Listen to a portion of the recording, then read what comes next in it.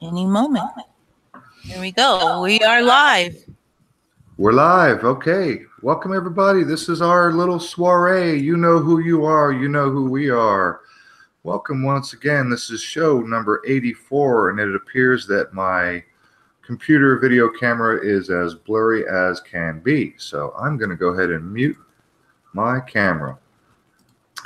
Hi, Amy. How you been? Well, wishing we were doing shows. No, I'm really glad to be back. Life interrupted. It does that from time to time. So before we get started, I want to say a few words about Bart. We have not heard much from him on Skype. We've had hardly any contact. We hope that he is okay. So Bart will not be with us. And I know that we just put out our promo the other day saying that Global Agenda would be with us, but as life would have it, he had to drop out at the last moment due to some family obligations. Hey, I see Gandalf is in there. Gandalf, do you want me to drop you a link? We are open chat tonight. If anybody wants to come in and hang out, anybody wants to contribute to the conversation, let us know, and we'll find a way to get you the link. I am going to go ahead and let me see. I think I've got Gandalf right here. Maybe. Nope, it's the other. Where was that? So, let's see. I've got a couple of pages of notes here that I'm going to go over. There's Gandalf. I'm going to drop. And Blue is saying he doesn't see the link. Blue Blood, I left you the link on my promo video. You responded to Johnny Supertramp. So your comment under Johnny's comment, I just left you the link there on that promo, the original upload, not the update, but the original promo video that we put up 2 days ago. So the link for you, Blue, should be over there. I got it. Hey, there he is. Awesome. We got him. How you doing, Jason? Good, buddy. Yeah. Good, man. Good. We're just playing catch up these days. Yeah, sure. Obviously, we started late. We got a late start, and I am a little bit less than fully prepared at the moment. What you been up to, bro? Oh, I've actually just been nursing a back injury here for the last 3 months. Oh, not fun. Yeah, I wiped out on a hill at work there and hurt something in my lower back, and it's not healing. So just taking it easy and doing what the workers' comp people tell you to do. So sorry to hear it's not going well on that. That sucks. Oh, well. Every once in a while you get a kick in the arse and you got to deal with it, eh? That's true. That's true. Okay, so now that you're in here, I'm going to go ahead and delete this. We don't need that link out in public for too long. Gandalf, you've got a link over there. Just check the comments. Check your comment notifications. I left you a link on the same video, on the promo video, if you want to pop in and hang out with us for a little bit. Let's see. A couple things for me to get out of the way. I obviously just came off of 3 strikes, or actually 2 strikes on my channel. Was sitting on 2 strikes for a little while, as many of you already know. That's why you haven't seen or heard very much of me, except for a couple of uploads. So this week, the 13th, a couple days ago, my second strike came off my channel. And while I'm talking, I'm going to try and set up a screen share. I want to show you guys a couple of things. Amy, if you would highlight me for a moment. I am still unable to live stream. Let me see, where did I put everything? In this folder. So let me see. First, check this out. Here's my pink slip. So this video, David Hogg, the actual actor, I've told a few people about this, but I wanted to say this live so that everybody would know. I actually got a strike on this video 3 weeks after I fucking deleted it. So as all you guys know, the Parkland school shooting was around about 3 months ago. And while we were all putting up videos exposing what we could on that event, particularly the David Hogg, he was all the rage. Anthony 2B found a video clip of David Hogg acting in a movie that was produced by his school, because he was in the drama and journalist class of his school. So he was a drama and journalist student. And they produced a little movie, and all of their little school mates were actors in this movie. And so David Hogg had like a starring role. And David Hogg was even featured in the promo to the video, or to the movie. And Anthony 2B found that video, put up a video. I mirrored that video. I had it on my channel for about 4 or 5 hours, and I deleted it that night before I went to bed, because I knew that everybody was getting hit with David Hogg videos. And then about 2.5, 3 weeks later, I'm browsing around on YouTube, and I watch a video from Pockets of the Future, Paul Romano, and he put up a video and complained that YouTube gave him a community guideline strike for a video that he had deleted, he said 2.5 weeks ago. And I was like, what? And no shit, you guys, the very next day, I got hit with a strike on this video, and I had deleted it, and it had been 3 freaking weeks since I deleted it. Crazy. That is insane. You know what I YouTube just is did to my bloody channel? insane. A year ago, I had a video struck down, and it's music that I own, right? And I'm just playing along to it, call it a cover, and they struck it down. So I just noticed here a couple months ago, I had 35 cover videos, and about 80% of them, Google had added, or YouTube had added, copyright infringement info, and then advertising to buy the original song on Google Play. Wow. And I'm like, are you kidding? You can strike it down from my channel, but you're advertising to go buy the original song that I'm just playing along to that I already own. So I deleted every single one of my cover videos, even the ones that they hadn't put that information on yet. Really? Yeah. Just so that they can't strike me down anymore, because I would like to do some live streaming at some point too. Right. So now my channel is strictly my music only. It's just me. They can't strike any of it. All right, look at this screenshot I grabbed just the other day here. This is my channel settings page. And over here on the right side, it says video strike. And it says deleted video. It doesn't even tell me what video it was, because they know full well this was a deleted video. They struck me for a video I had already freaking deleted. Total insanity. Yeah, it's bullshit when you can't even find the video anymore and anybody, you know. Well, I mean, I fucking deleted it. And literally 3 weeks, man. I'm not kidding. It was 3 full weeks. I got a strike for a video that had been deleted and gone for off my channel. It was 3 weeks gone, and they still gave me a strike. That's insane.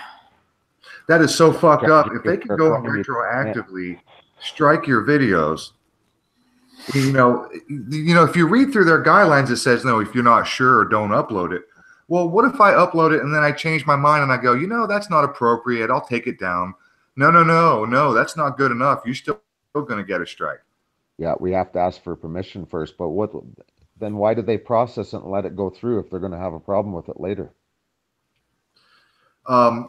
This is to me one of the biggest head scratcher mysteries of the YouTube policy implementation. This is fucking insane. 3 weeks. This video had been taken down and deleted 3 weeks. Where's the cutoff?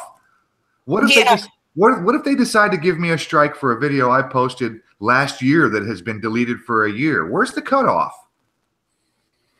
Yeah, it's not in the guidelines. So I mean, police. Yeah, we're all hanging on by a thread. The only reason that any of us are here is because they allow us to be here, and don't anybody forget that. So yeah, really. This video here, it says expires on June 13th. This was my last strike to come off my channel, which came off 2 days ago. And let's see. Oh, here's a screenshot right before that. So I want to talk about this also. This first strike was with Ole Demigard. This was our interview with Ole Demigard, and Global Agenda came on and popped in with us, and Dominic came in and hung out with us. Ole had to leave a little bit early, and so we spent the rest of the show with Dominic and Mark. So here's the thing, everybody. Listen to this. This was my first strike, so this would have been maybe 3.5 months ago. We were all chatting in the comment section somewhere, and Amy helped me out. I don't remember where, whose video or what, but we were somebody was talking about who to trust, and Ole Demigard's name came up in the conversation, and Amy popped in the comment section under somebody's video. Oh yes, I don't remember where it was though. And Amy said something about, you know, having a hard time being able to trust Ole Demigard. She didn't even say anything too harsh. She didn't call him a shill. She wasn't like that. You know, you guys know her. She doesn't talk like that. And she did say something about questioning him because his background with his father, his family, his involvement with Operation Gladio, and right. So she mentioned a couple of those, and then literally, how long was it, Amy? An hour or 2 hours?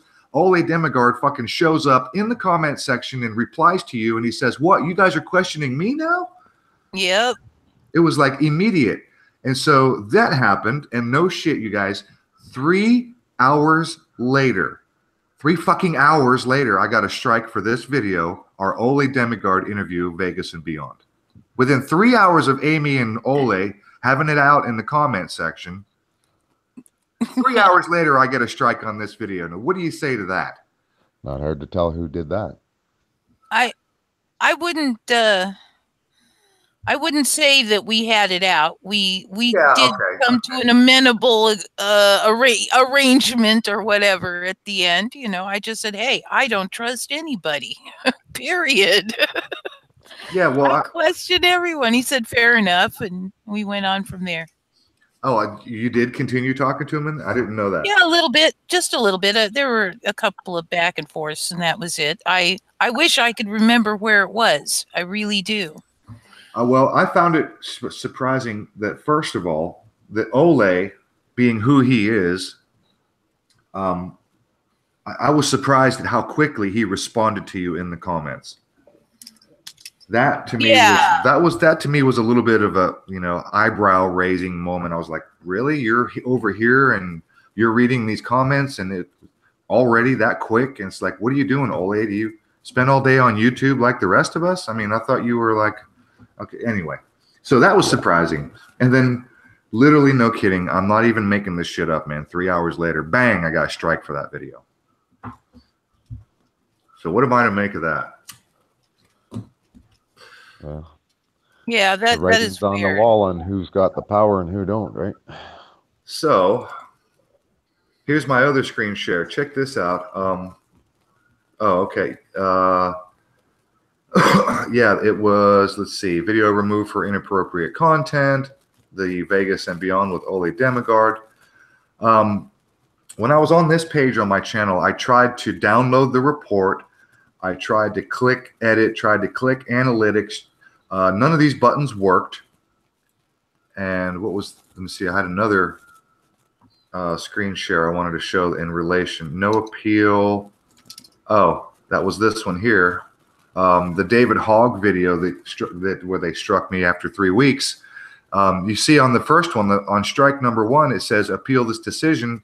Strike number 2, there's no appeal. There's no appeal at all on this.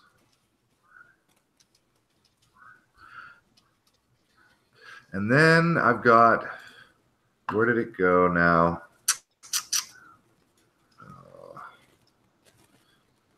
I wonder if it accidentally got dropped into a different folder. Anyway, I've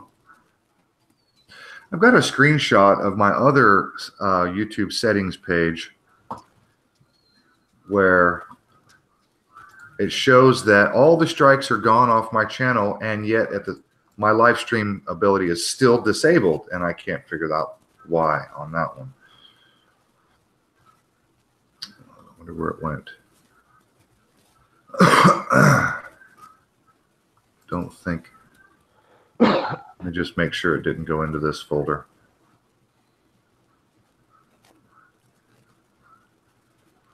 Pay payment umbrella. Yeah, things are getting strange, eh? I can't find that other screenshot. I don't know where it got saved.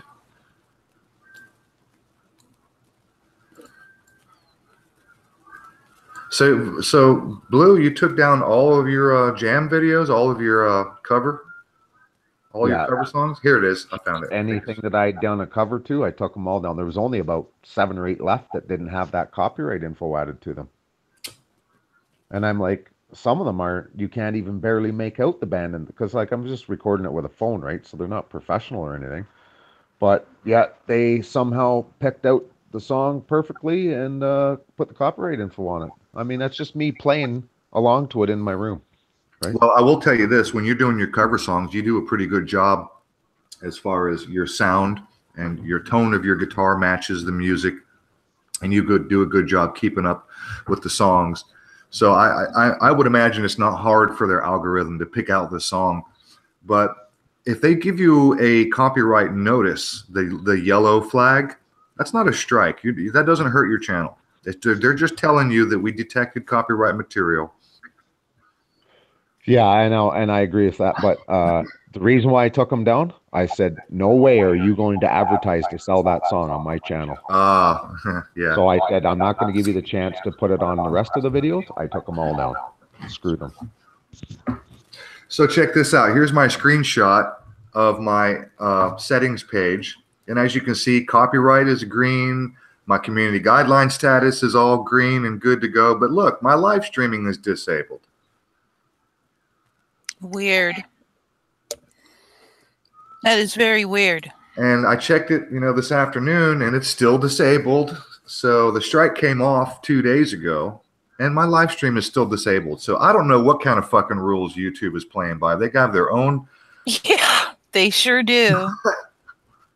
There's just no way to know what they're up to and what is okay and what's not okay. It kind of blew me away when I, when you told me that about yours, because when my second strike finally fell off, immediately once the green line was there, I had the live streaming available. So I have no idea what's up.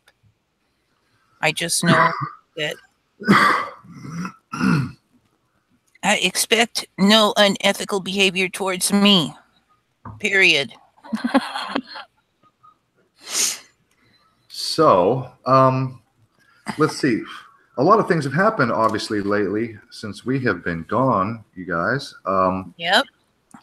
I'm going to cover a little bit about net neutrality. Lababs or somebody was asking me to cover a little bit of that, so I've got some info on the net neutrality thing that is happening. Not a whole lot, but some. I don't know much about what's happening in Europe with the EU and their decision. I'm hearing through the grapevine that they're going to disallow memes, any kind of copyright. They're cracking down hard in Europe over like copyright material. And so they're actually going after memes, believe it or not. You guys heard about it? No, but wow. Sandra is giving some information about robot bees. Autonomous robot bees are patented by Walmart. Patented by Walmart? Yeah, that's what this article says. Let me drop that link.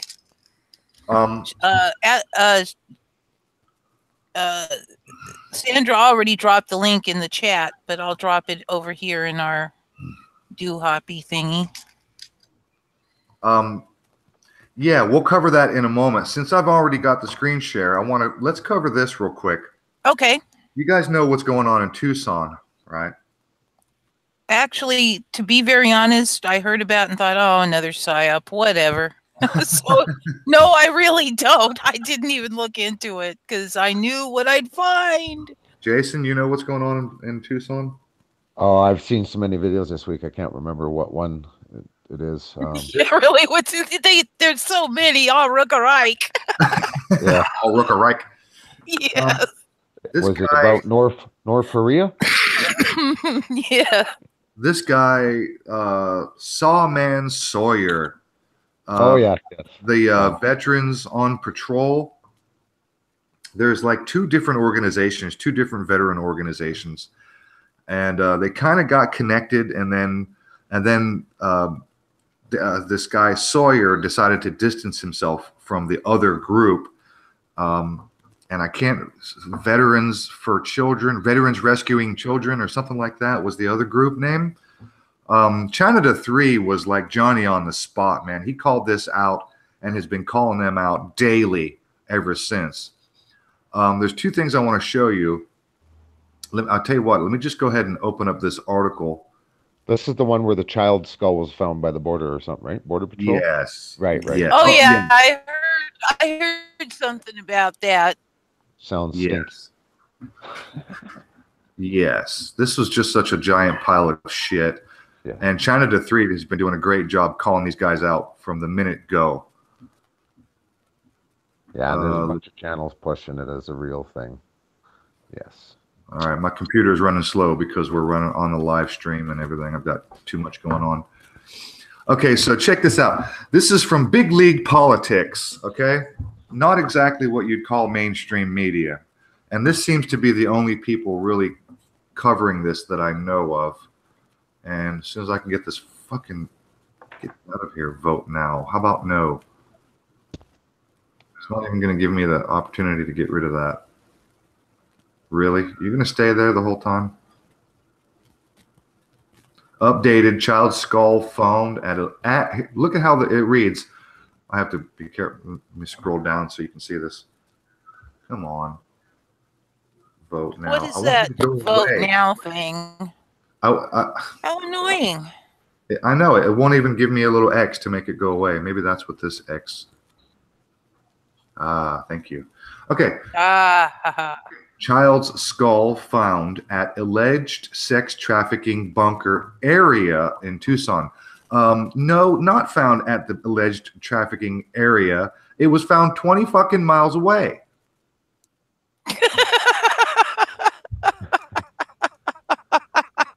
Absolutely ridiculous, man. Gandalf. Hey, Gandalf. How's it going, bud? Yeah. Yeah, this is pretty crazy. I don't even know what to think about this whole child trafficking thing going on now. I think it's like the new Pizzagate or it's the new QAnon, honestly. Yeah. Yeah, it's another of their yada yadas. And there may be some foundation of truth in there somewhere, possibly. It was a homeless camp, okay? And more likely it was a transient camp because it's down there in the Tucson area, which is near the Mexican border.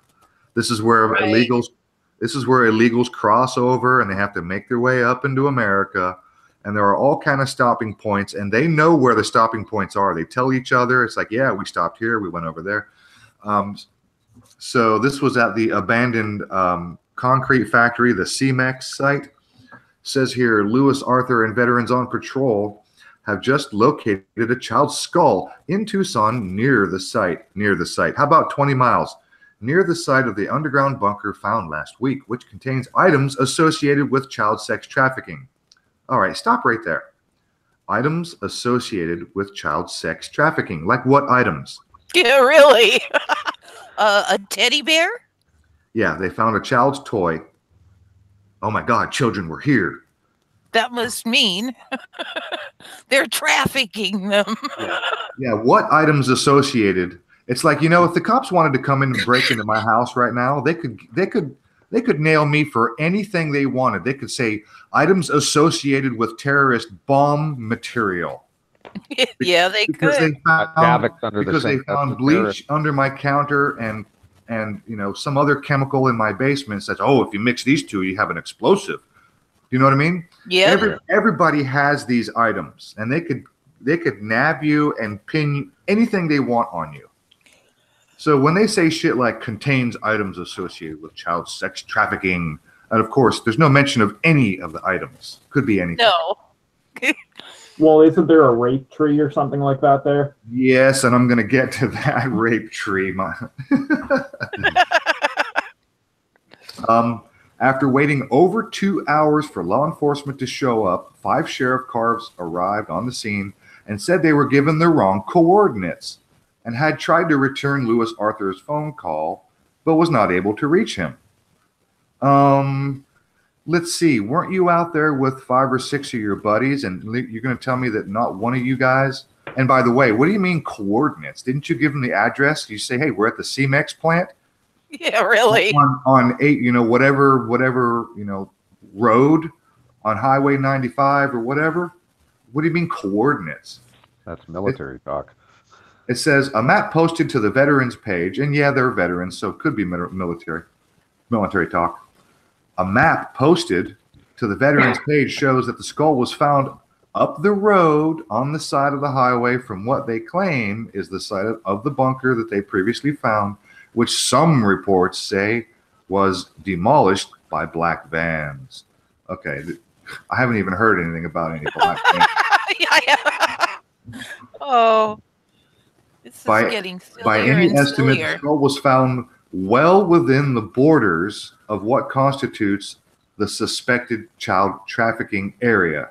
Well within, oh, really? Is that how you're going to frame this? Well within the borders. It was 20 fucking miles away.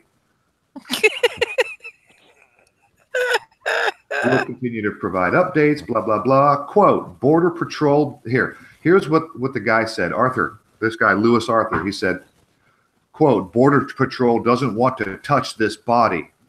Okay, stop right there. That's not their fucking job? Yeah, really? Why would you call Border Patrol if you found a dead body? You call the police, they call the coroner, they call investigators. Border Patrol has nothing to do with this. Nothing.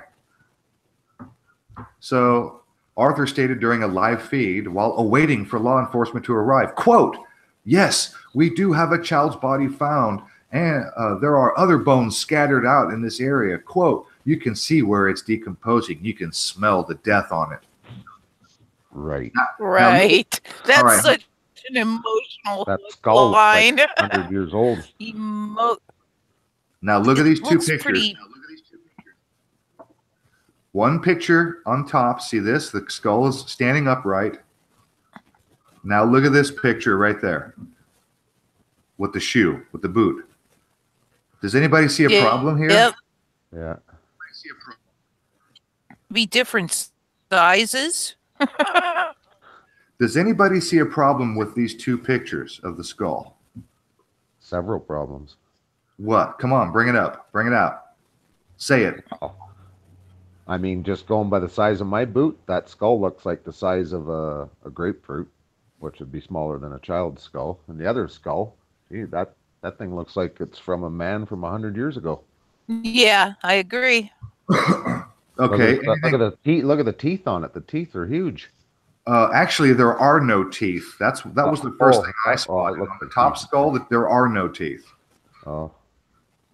Here, look at that. Let me zoom in. See that? Oh, must be his upper jaw. It looks like teeth, kind of, until you get close. Yeah, number one, there don't appear to be any teeth.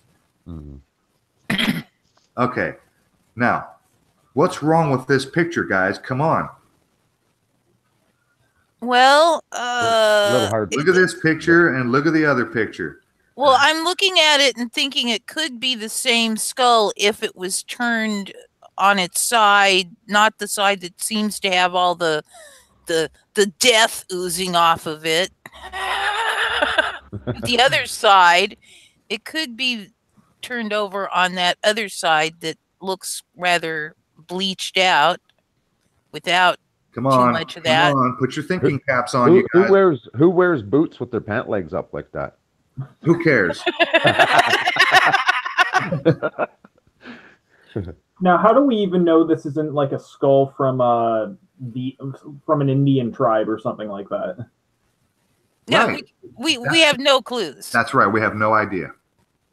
Oh, one thing I just noticed, the straw underneath the big looking skull is oriented differently than the straw on the small one by the boot. Yeah, the one by the boot is turned on its side.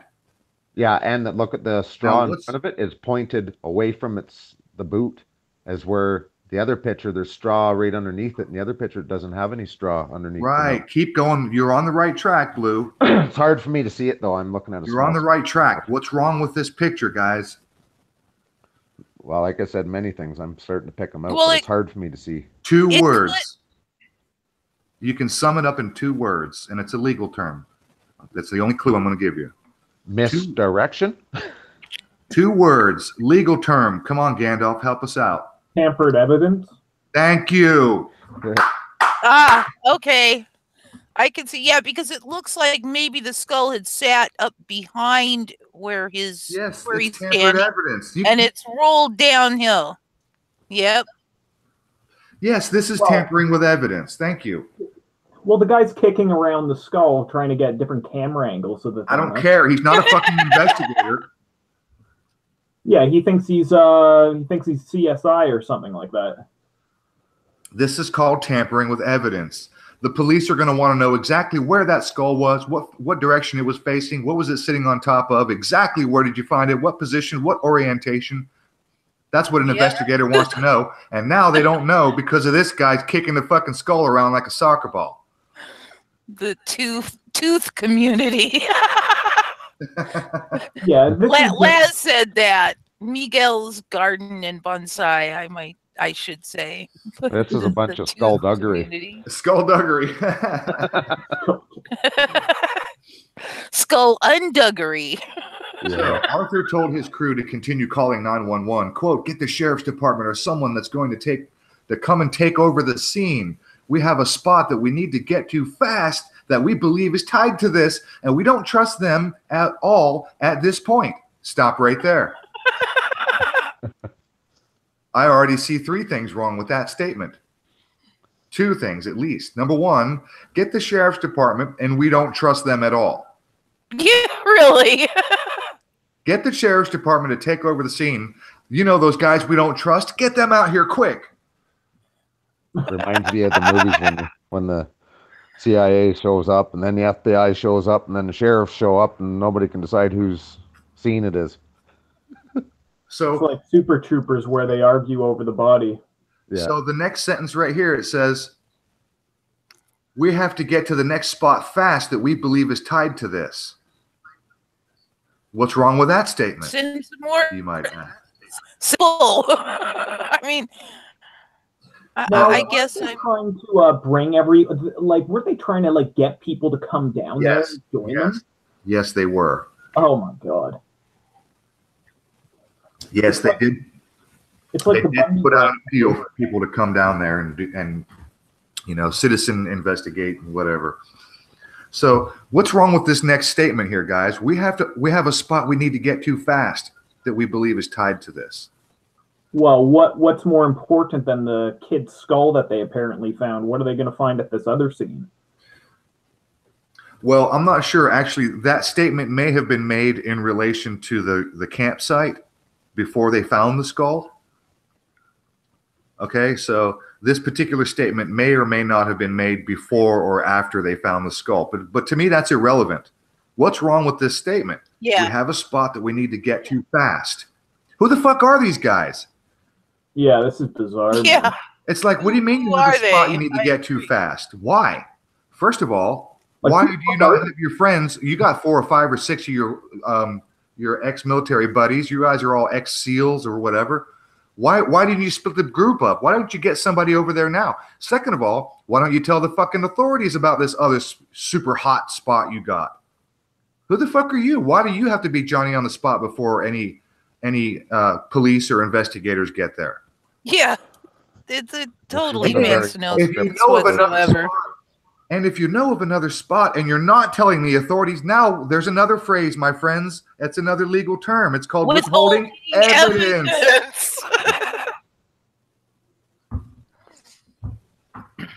This is absolutely ridiculous. you really got to wonder, like, who the hell are these people? I've never heard of the guy before. The other day when he came out with this rape, with the whole rape tree thing and all the other garbage associated with it. Oh man, that stuff they are trying to It sell sounds us like is trying to do real. another Oregon standoff. Yeah, that's exactly what this reminds me of. Or the Bundy. Get a bunch of Yeah. suckers in there and ID them and label them.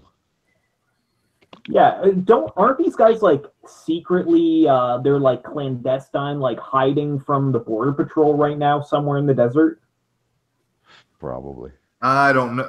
These guys, who? The Veterans on Patrol guys? Yeah, supposedly they're like hiding somewhere, like they've got a camp set up and they're hiding from the border patrol somewhere, and they're getting a drone to deliver them stuff or something like that. But these guys call themselves militia, right? Sure, Militia? sure. Yeah, and they're like getting people to come out there, and then they meet them somewhere, and then they take them out into the desert where they have their encampment, apparently. Yeah, whatever. Yeah, this is absolutely whacked out, man. There are no militias that aren't infiltrated in the U.S. or Canada or any other country for that matter. So That's right. Well, up here in Canada, our RCMP used to have someone that was the leader of the white nationalist Northern League or something like that. The RCMP was the David Duke, like yummy.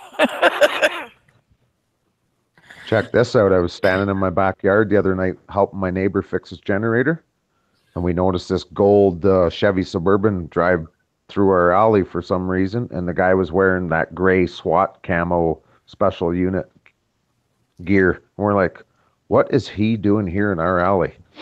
And next thing you know, a minute later, you hear all these doors slamming in the apartment building beside me, and there's a 7-foot fence, and all of a sudden you seen these SWAT guys coming, guns drawn on this guy, and he flew over the fence right by my neighbor's yard, and he made it about 30 yards down the alleyway, and cars rolled in, and a bunch of guys pulled out, guys dressed up as SWAT and guys that aren't, and they took his ass down, beat him up good, and took him away. And one of the unmarked, regular clothes guys, I asked him, I said, what are you guys, drug enforcement or what? And he wouldn't tell me who they were. Aren't you in Manitoba, bro? No, I'm in Calgary. Oh, Calgary. Okay, wow, that's pretty messed up, man. Yeah, right behind my house. It was pretty freaky. Wild. Yeah, they wouldn't identify themselves. So Yeah, here's a we little got bit. secret police all over the place. I was up in They're everywhere.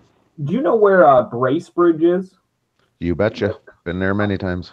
Man, I was just hanging out with a bunch of buddies up in Bracebridge, like this was a few years ago, and this guy, like we were like I guess we were being kind of loud, and this young guy, he looked like he was maybe like 22, came and flashed us his CSIS badge, and he said to keep it down. Like, we got secret police on the streets here in Canada, man. You know where my hometown is in Bancroft? Oh yeah, man, I was there the other day, bro. That's the population there for many years is 2,500. They raised it to 3,500 when they amalgamated all the little hamlets around town. That town used to be patrolled by 6 to 10 cops.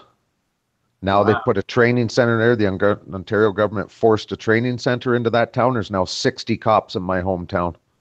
Holy crap. My best friend just went back to bury his mother, and he said you could not go anywhere. You had 2 and 3 cop cars all over the place, following you all over the place. You ever heard of a town Police state is here, my friend. Wow. Like, you ever heard of a town called Uxbridge? Yeah, my brother just moved from there not long ago. Well, like, I'd always be working in Uxbridge, and there was this guy, right? And he would ride around town. Okay, you guys got to picture this. This guy had like long hair and a big beard. And this guy would ride around town with the end is nigh on his bike, and just a bicycle, right? And it would say like, the end is coming, repent now, this is the end of days, all over and this guy would put these signs up all around town. So we decided to follow this guy one night, and it was maybe about 6 or 7 o'clock at night. And this guy took his bike with the end is nigh, and he put it in the back of a truck, like a nice looking truck at a Walmart parking lot, and he drove off. And then we came to the same place the next day and we saw him do it again. So this guy kept putting his bike, like he would ride around, pretend he was a crazy homeless guy, and he would ride around all day putting up signs, and then he would take his bike and put it in the back of this truck. And everyone knew at this point that this guy was CSIS, right? CSIS is the Canadian Secret Intelligence Service. Another Jesuit organization, yes. Oh, and it was just so sketchy, man. Like, these guys are nuts. Like, it's the same thing that they did at the G20 protest a few years ago. They all, like, picture like the rattiest looking people you can imagine. They all pulled out like, you think these guys are part of the G20 protest, but these guys all on a dime, they all pulled out billy clubs at the same time and grabbed like 3 people and took them behind the police line. Jeez. Yeah, our country's actually worse off than the U.S. We're much less people to control, right? Sounds like you guys are having problems. God. Oh, this country is so heavily policed now, it's not even funny. Everywhere you go. That is just so wrong. And what's funny is about our cops, if you see like a cop in the United States, he'll be in like some larger city or something like that, or any random town. Like, the cops don't wear, like, our cops here in Canada wear like full on decked out like body armor, like everywhere they go, like head to toe and like bulletproof shit. Like, it's crazy. And it's like they'll be in like a small town and they'll be decked out in like body armor. What Dude, we have school systems in this country, school systems that have rocket launchers. Oh my God. I'm not even kidding. I'm not even kidding, dude. I remember that's at ROTC, right, Aaron? No, this is JOTC or whatever they call it. No. This has to do with the Pentagon's 1033 program. Love those numbers, right? Yeah. The Pentagon's 1033 program, after the Iraq War came to mostly a close, because we're still there and we're still in Afghanistan. All this excess military surplus material, Humvees, Bearcats, or the armored vehicles, grenade launchers. I said rocket launcher. I meant grenade launcher. The Pentagon, that part of the 1033 program, where they were gifting, GIFT, giving away to municipalities, police departments, and even certain school systems, particularly LA County, if I'm not mistaken. They were giving all this heavy military equipment away, giving it away. And I remember reading articles years ago that I'm pretty sure it was the LA County school system that acquired a fucking grenade launcher. Jeez. Not even kidding. That's crazy. That is so wrong. Yeah, and it's all stuff from the Afghan or the Iraq War. You know, speaking of the Afghan and Iraq War, you guys are going to get a kick out of this. This came across the news ticker on my cable television this morning. Where did it go? Let me check my notes. Kentucky Attorney General is suing Walgreens, saying that the company has a role in the opioid epidemic. What? Yeah, what? What the fuck? The Kentucky Attorney General is suing Walgreens, saying that the company has a role in the opioid epidemic. Really? Really? Hey, Mr. Kentucky Attorney General, why don't you sue the U.S. fucking government? Why don't you sue the U.S. military who's protecting the poppy fields? Yeah, really? You want to know who's in charge and who's responsible for the opioid epidemic in this country?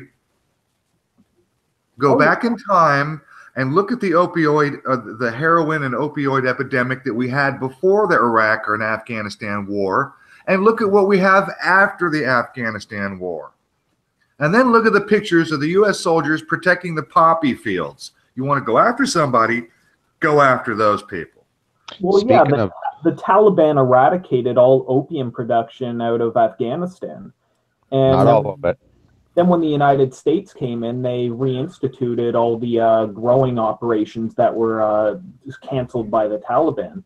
And Yep. it's the exact same thing that went on during, I think that movie's called Blow, where they end up taking heroin back in like body bags or something like that from the Vietnam War. Yeah, that was during the Vietnam War. That was because Vietnam is also there are two places on this planet known as the Golden Triangle, where the opium grows naturally and very, very healthfully. During the Vietnam War, they were sending heroin back to the States inside the bodies of dead soldiers. I wouldn't doubt if they just transport the stuff on Hercules transport planes now. You know what I mean? That the military operates. They probably don't even go to the extent that they had to back in the day. You know what I mean? Want to hear something interesting? Go for it. I've been taking cabs for 3 weeks to my therapy, something that they're providing. And I've had 3 Afghan cab drivers. And I asked all 3 of them the same questions. What do they think actually happened on 9/11? Did they think planes were used? And do they think Muslims did it? And do they think bin Laden was ever in Afghanistan? And if not, where do you think he was? And they all said the same thing. 9/11 was bullshit. It was just a show. Bin Laden was never in Afghanistan. And the only reason why they went into Afghanistan was to take over the poppy.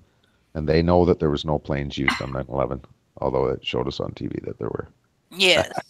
So there's 3 guys in Canada from Afghanistan that are awake Nice. to what was happening then. I have a Muslim friend, female. She's engaged to my best friend, Eric. And I talk to her fairly frequently. She's full-blown Muslim. She was born in Jordan. She was married by arranged marriage. So she speaks Arabic fluently. English is her second language. So she knows what's going on. All her friends are Arabs and Muslims. And yeah, buddy, they fucking know full well. These people are awake. They know. They know it's bullshit. I used to talk to this guy, and he's from Afghanistan. We ended up finding out in this town in Uxbridge why the CSIS agents were going around town. It was because there was such a large population of Afghans for some reason in this small town in Ontario. And I was talking to this one of them that we came over to my place and he brought pizza.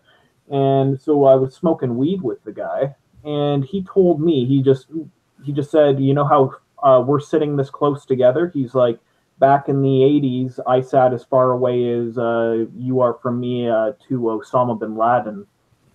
And I was like, oh, wow, really? And he's like, yeah, I was fighting with Osama bin Laden against the Soviets.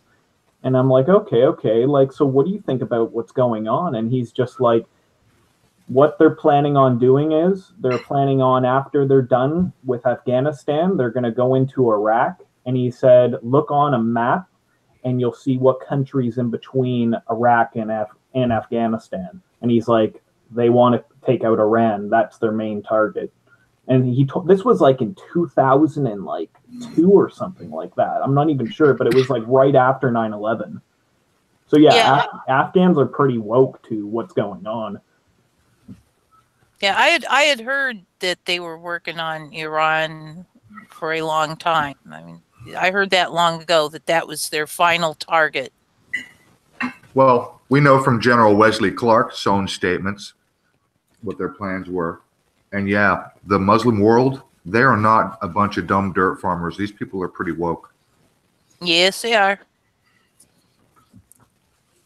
And they're great people, man. Every one of them that I've met so far has been really nice and upstanding and just genuine good people. Yep. Me too. Which is really crazy how they can be, considering Canada and the United States had been occupying their country for almost 20. It's been almost 2 decades now. what's so insane about the whole Afghan war is you could have been born before 9/11 happened, Oh yeah, and you could be now fighting in Afghanistan. And not even know why. Yeah, and just think that it's because the terrorists blew up the World Trade Centers or whatever the hell you were brought up to believe, right? Yeah, that's pretty insane, bro. It's almost 20 years ago. And so, yeah, you're talking about now we have fighting age men who were born and had no idea what was happening about the 9/11 or the immediate post 9/11 aftermath. And now they're 20 years old almost. You know, they're carrying guns and they're fighting age men who have no idea. I mean, that's what we have in this country. These guys who join up in the military, they have no idea what they're fighting for. Well, it's like when I think it's the process. Very true. Like it's the process of joining the army that seems to actually awake people. Like look at General Smedley Butler, two-time Medal of Honor winner. He would sound like a hippie or something like that. If you look at what he used to write about, like war is a racket, Yeah. and he would explain how he was basically money for capital interests in New York City, and how he would go in like mob enforcement and take out governments that weren't paying their protection money to Washington. And that's how he looked at things in the end. You know, just the other day on that note, Gandalf, you made me think of an interview I had just a couple of days ago I listened to on Richie Allen. And I forget the guy's name, but he wrote a book called Confessions of an Economic Hitman. I watched that, yeah. Who described exactly what you're talking about. Yep. And I forget the guy's name, but if anybody's interested, it was just on Richie Allen interview just last week. Yeah, I watched that actually. He's got a few good lectures actually where I think they only talk for like 30 minutes on the Richie Allen show. He's got like lectures where he goes on for like 2-3 hours about this kind of stuff. All right, so let me move on. Let me get off of this article here. I just want to highlight two things. Number one, for those of you who like to play with numbers, look at here. Last week, the Tucson branch of the Veterans on Patrol found a mysterious tunnel near. Come on, near. Anybody? Big league politics. 119. 119. Wait, what are you getting at? Trump and 9/11 backwards. It's a backwards. Oh my God! What? Oh, fuck, I'm stupid. Okay, now down here at the bottom it says the police showed up and arrested 2 members of the group for trespassing. Anybody see a problem with that statement? Why wouldn't they arrest the whole group? 2 members of the group got arrested. So you were all there, and only 2 of you were arrested for trespassing. How much They could have been the ones that failed to identify themselves. Yeah, something about this seems rather sketchy. And look at the guy. The guy looks like he could be like a cop, or he's or he could be military or something. Well, they're all former military. Oh, wow, okay. Yeah, it's Veterans on Patrol, and the other group is called Veterans Rescuing Children, or something like that. So yeah, I mean, it's just a giant pile of shit. The whole fucking story is bogus, complete and utter dog shit. Well, it's like they push these things periodically, and it's like the new Q. Like, look at the Q channels. I got all into this Q bullshit, and I just got burned out because I couldn't deal with it. Like, I'm like in a whole process of really evaluating what the so-called truth movement really is, because it just seems like the majority of people are moronic. You know what I mean? Anyone who believes that there's some kind of this LARP going on that started on 4chan is really a government insider trying to spread information. Like, I can't even believe that it left 4chan and it's gotten as big as it has. And now you got Jerome Corsi, someone who was military intelligence, now pushing it and is supposed to be fucking like fighting for the little guy. Like, it's like mind-boggling, this shit, man. Well, I never got into the QAnon. I kept my peripheral eye on it, as it were, but I never got into it. I never got absorbed into it.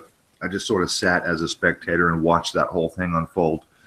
And probably, like Amy, I was quick to not believe it from the beginning. It didn't seem to make sense.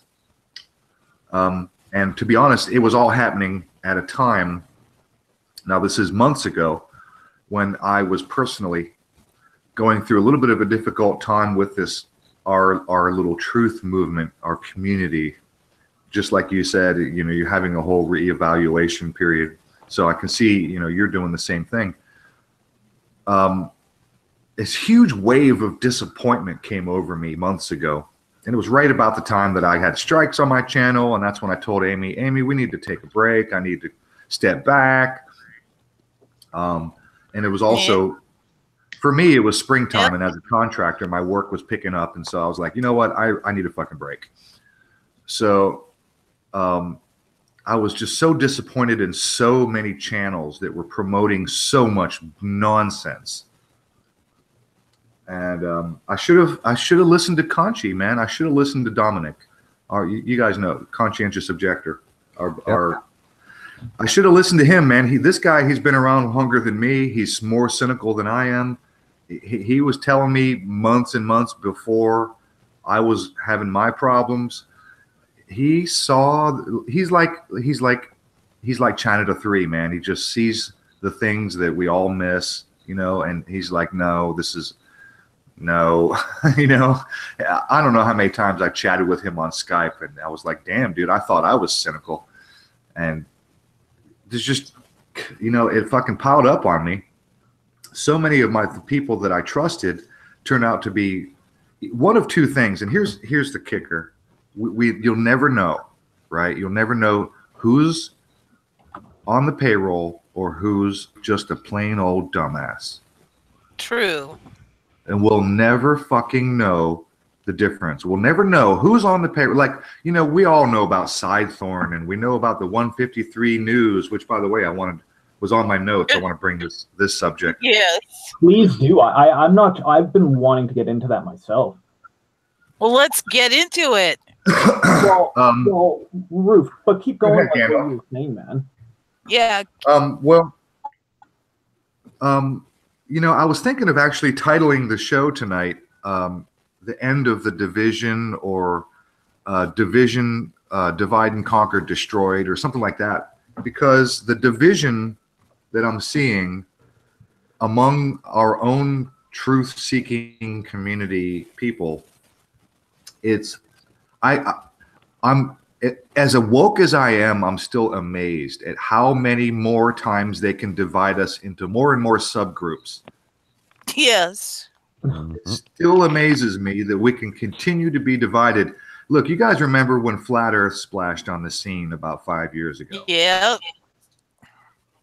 Yep. Now, the internet's been around for 25 years. And although it was slow and dial-up in the early days, I didn't see anything on Flat Earth. Zero, nothing. Yep. And then the technology improved, and everybody's getting, you know, high-speed internet, and so now we can stream videos and watch without buffering and all that shit. So great. Now we're all digging in harder and digging deeper, and all of a sudden, out of nowhere comes Flat Earth. It's like, what the fuck? And since then, the Flat Earth has solidly divided this, quote, truth community of ours right down the fucking middle. Like right down the middle. And it's done it in a very spectacular, vitriolic way where we are literally hating each other. Yep. I don't hate anybody. I know that you guys know what I'm talking about. You've all seen it in the comments where you're an idiot. It's flat. You're fucking stupid. You don't know how to do math. Flat earthers are retarded. Yes. Right. Globe-tard, flat-tard. Yeah. You know, the name calling and the vitriol in the comments is just off the hook. Yes, it is. We are successfully divided right down the damn middle. I've always hated the term truth community. There is no truth community. I know, Blue, but for lack of a better term, let's just go with that for now. Yeah. There's really, I don't know what else to call this group of people who are online, you know, YouTube and on blogs and reading and lectures and whatever. You know what I'm talking about. Retards of truth. How about that? See, the problem that I see with the whole so-called truth movement, if you want to call it that, is there's too many different sub-genres of it, and each of them basically hate each other. So you have like people that get into the flat earth, and you have people that get into let's say this Pizzagate stuff, right? And like I don't consider people that are into the whole, that got into the Pizzagate, into the QAnon shit, I don't even consider them actual people in the so-called truth movement, because these guys are just as moronic as CNN watchers. These people are following along with these talking head idiots like Alex Jones, and they're going, like, if you're watching fucking Alex Jones, you're not part of any awakened fucking group, you know what I mean? Like, the only real people that it, like, then there's the anti-war people, like all the people into the whole anti-Syria war stuff. Like, then there's real researchers that actually go after like what's going on in Syria, you know what I mean? Like, what really happened on 9/11. Not talking about see, that when the whole bullshit started, when people started coming into the so-called truth movement saying that that there were energy ray weapons directed from space that took out the World Trade Center complex. You know, you got, as much as I used to like them, Project Camelot, like, it's a lot of just crazy bullshit, you know what I mean? There is no one truth movement. There's just millions of people that are interested in alternative information, is how I've come to the conclusion of it. Lou, you want to jump on that one? Sorry, I just missed the last bit he said there. Well, basically, just there's so many different subgenre groups of people interested on into their one focus section of the so-called truth movement, that there isn't one real truth movement. It's just millions of people that are interested in all these alternative things. You know what I mean? Like Pizzagate. There's the whole Pizzagate crowd, and those people are, believe it or not, still going strong. And there's the flat earth people. Those people are all focused in on their one little flat earth thing. You know what I mean? And there's that bullshit about the trees, that all the mountains are fucking tree stumps. You know, there's just millions of people that are just focused in on different random shit.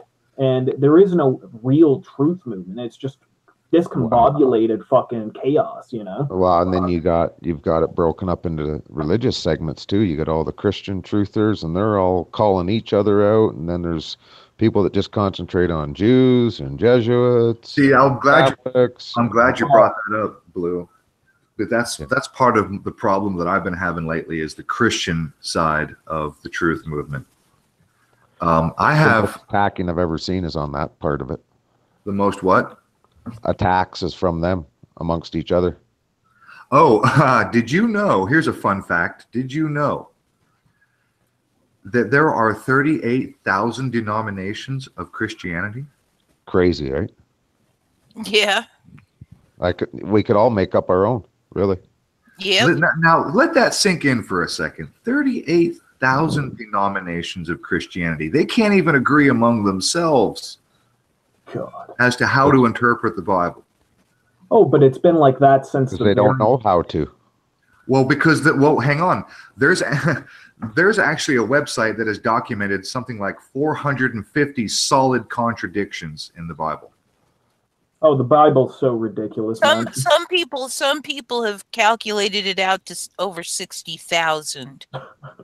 But they're all controlled by the Catholic Church, oddly enough. Well, I suppose that depends on how you classify. If you want to say there's an inconsistency versus an outright contradiction. Like I'll give you an example of an inconsistency. In Jesus, and I don't want to get into a Bible tangent, but let me just run this over real quick. There's a story in the Bible where Jesus gets mad at a fig tree. And Jesus is leaving the town of Bethany, and he's hungry, and he approaches a fig tree that's barren. And there's no figs. And Jesus gets mad. He gets downright angry, and he curses the freaking fig tree. And he says, "You shall not bear fruit," or "You're barren," or something. And then in the book of Mark, in the book of Mark, the disciples, Mark writes that the fig tree withered right there in front of their face, right there in front of their eyes. And then in the book of Matthew, the same story is told, except the fig tree withers the next morning. They come back the next morning and the fig tree is withered. Is that a contradiction or is that an inconsistency? Sounds like it's just a parable for something else. I will say that it could be counted if you're going for any errancy. If you're counting the errancies, that's one. Well, once you study the origins and the history back then, it's not hard to see where it come from and who did it. And you know what I never understood about that story is, okay, here's this guy who's all this love and peace and caring and so forth that we're told, and he goes into a snit fit over a fig tree. What? Yeah. That's beside. Excellent. That's excellent that you brought that up, because that's actually another part of the story that needs to be examined, because we are talking about the Son of God. And in some denominations of Christianity, Christ is God. They're the same fucking thing. So let's imagine for a moment, this is Christ, the same guy who fed 5,000 people with two fish and 5 loaves of bread. Okay? Christ, the guy who fed 5,000 people with 2 fish and 5 loaves of bread, he can't make figs. He can't make a fig tree produce figs. And so instead, what does he do? He gets mad and he curses the tree to die. A tree. Well, even at the very beginning, even at the very beginning of Christianity, now this is at the twilight of the Western Roman Empire, the people that came in and eventually sacked Rome, the Vandals, who escaped over the Mediterranean and took over North Africa, the area around what used to be Carthage, those people were known as the Arian Christians. Now, the Arian Christians simply believed that Jesus was both God and man, as in contradiction to the Catholics in Rome, or the early Catholics of the Western Roman Empire, that believed that he was neither, but that he was just pure God. So these ridiculous contradictions have existed, and there's been wars over it from the very beginning.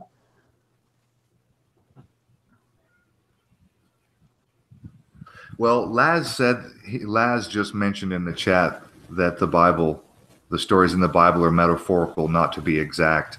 Well, and I just left him a comment, and I'll just say it out loud, that a large portion of Christians are Bible literalists. And I spoke to one last week, almost 2 weeks ago. I met one face to face. I'm not going to say his name, but I met one 2 weeks ago, and I had a long conversation with him, and he's a Bible literalist. He thinks the Noah's flood story is real.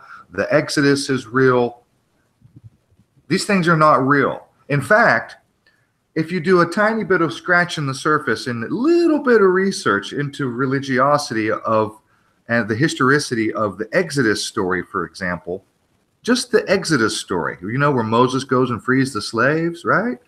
Yeah. If you just do a tiny little bit of research into that story, and you'll find that not even the Jewish archaeologists of today, the ones alive right now doing the digging, not only they themselves will admit to you face to face that the Exodus story did not fucking happen. It didn't happen. None of it. Yeah, I don't think we can really believe any of these old stories that that the Jews were kept in captivity. All this random fucking shit. Like, does anyone actually believe any of these old, these stories are, some of them are going back 4,000 years, and everyone knows how, you used to play that game when you'd whisper something into someone's ear and then they'd whisper it into someone else's ear, and then you see what it comes out as, like 5 to 6 people down, and it always changes.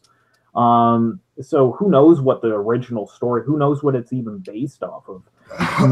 Noah's Ark was ripped off of a story that comes out of Samaria from like 7,000 years ago. Gilgamesh. It's Yeah, the yeah, Epic of it's about a Gilgamesh, bit. Epic of Gilgamesh. and Noah's name in the Sumerian story is Utnapishtim. Oh God. Most of all those characters, all those names, Solomon, Moses, Noah, David, they're all representation of Saturn. Dagon. No. Mithra. Yes Yeah, and a lot of no. them. Yes and no. Yes and no. Sure. Some are Saturn, some are the moon, and some are the sun, and some are Mars, and some are Venus. Yes, true, yes. But most of the big ones, Moses is Saturn. Moses is Mysis, as Moses is Mithras. And Dagon. Jesus is Dionysus. That's why Jesus turns water into wine. Dionysus is the god of wine. Yep. Right. And the god of wine was divine, because we're talking about the vine, the grapevine. Mm-hmm. Dionysus is the god of wine, and that's why Jesus turns water into wine. That's why Jesus is divine. That's why the Eucharist, that's why you eat the body of Christ via a cracker, and that's why you drink the blood of Christ via wine. Well, the whole parables, allegories, this thing is bizarre in itself, eh? You guys ever heard of now this might be a little tiny bit of a tangent, but you guys ever heard of the Jesus Christ conspiracy? In what way? I've heard lots of them. Yeah. Well, that Jesus Christ was actually the son of Julius Caesar and Cleopatra. Oh yeah, I've heard that routine. I don't know whether it's true, but there seems to be evidence to suggest that maybe. The biggest one I've heard is that it was Copernicus Piso, which was before the Flavian dynasty, that he was representing himself as Jesus. I don't think Jesus Christ ever walked this earth. No, that was quite possibly he didn't. In fact, you guys know the story of the crucifixion, right? When Pilate had Christ and he had the Jewish mob, he spoke to the crowd and he gave the crowd the option who to release, right? Who do you want me to release, this guy Jesus, or do you want me to release this guy Barabbas, who we have, captured and arrested for sedition? Right? You guys know that story, right? Yep. Honestly, I don't. Okay. Yep. Gandalf, you don't? Okay. Blue and Amy, you know this story. Most people know the story of Pilate, and he comes out to the crowd, and the crowd decides who to release and who to crucify, because Pilate's such a great guy, and maybe it's the Jewish holiday or something, and Pilate's going to appease the Jewish crowd, and he says, okay, I'm going to release one prisoner. Who's it going to be? And lets the crowd decide. And the crowd decides to release Barabbas. Right? You guys familiar with this story? Well, guess what? Does anybody know what Barabbas's first name was? I forget. Silence. Crickets. I hear crickets.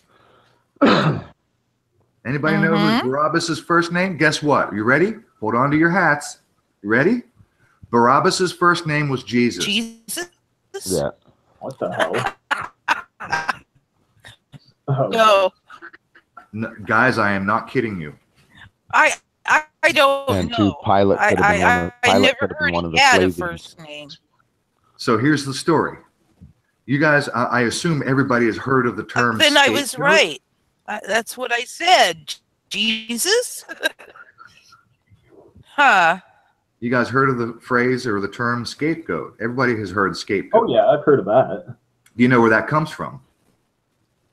It's an ancient Jewish or Semitic tradition where they would take two goats of like kind.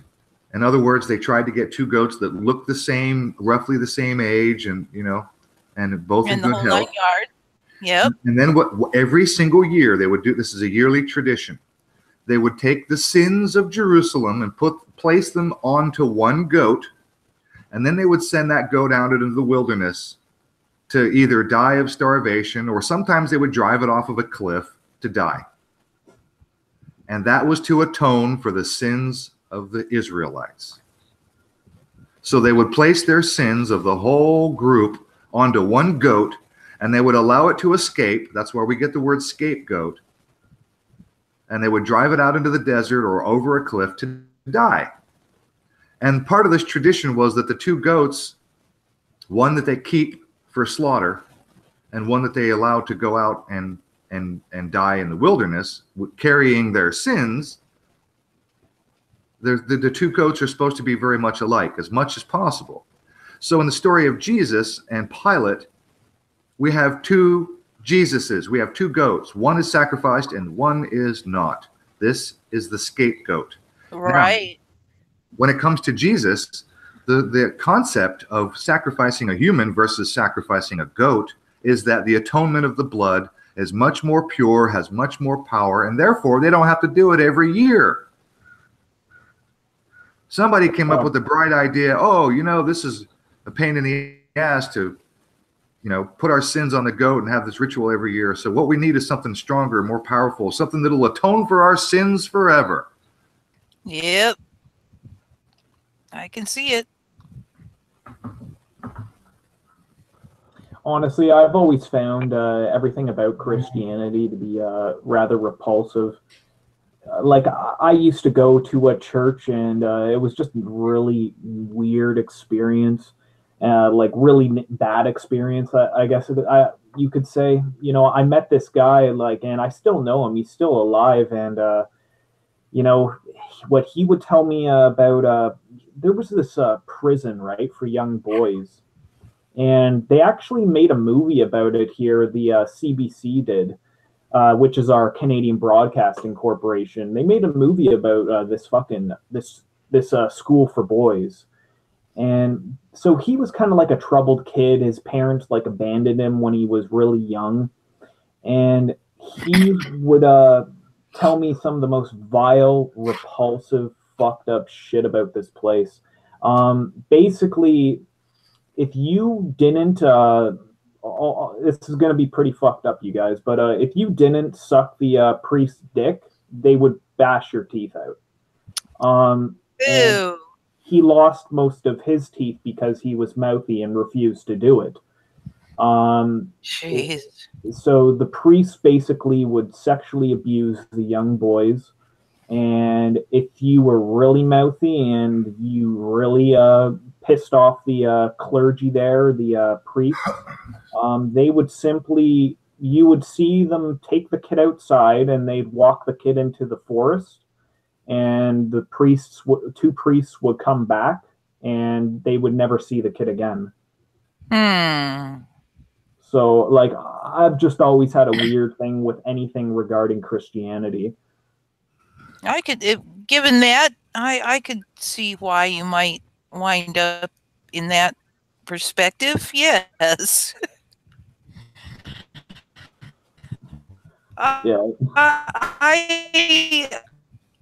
I know Christians who are beautiful, beautiful people, and I know that, you know, as far as caring, you know, but yet they still will profess that that most people think love. Amy, you're breaking up pretty bad again. You know, so, Yeah, he always robots out like that at some point. Oh, I thought it was just me hearing that. Jeez. Oh, it's my computer. I'm running at 100% CPU. Uh-oh. Yeah, whenever I get on from Hangouts, Boston, it does PC that. fire. Here we go. Well, maybe you can ask Richie from Boston for a bit of that Patreon money that he got when his computer blew up. Okay, you guys, so let's move on a little bit. I don't want to just bash Christianity all night, although I've got a pile of notes and I've done tons of years worth of research. I could do an entire show just destroying every story in the Bible, and I got some crazy stories. In Not fact, just the Bible, every other religion to go with it. In fact, you want to hear a funny one? since we're on the story, before we move on real quick, since it was talking about Exodus, Sandra, I think it was Sandra, said that she had read the Bible all the way. Was it Sandra? You said you read the Bible all the way through? Or was it Adelaide? You said you read the Bible like 10 times. I forget. Somebody in the chat said they read the Bible 10 times. I wonder if you're familiar with the story of Exodus. Moses is being trained by God. Literally, God gives Moses a little training session on how to do magic tricks so that he could go and impress the Pharaoh's priests, and they could have their little competition. God sends Moses to go have a magic off with the priests of the Pharaoh so that Moses could then impress the Pharaoh and then free the Israelite slaves from Egypt, right?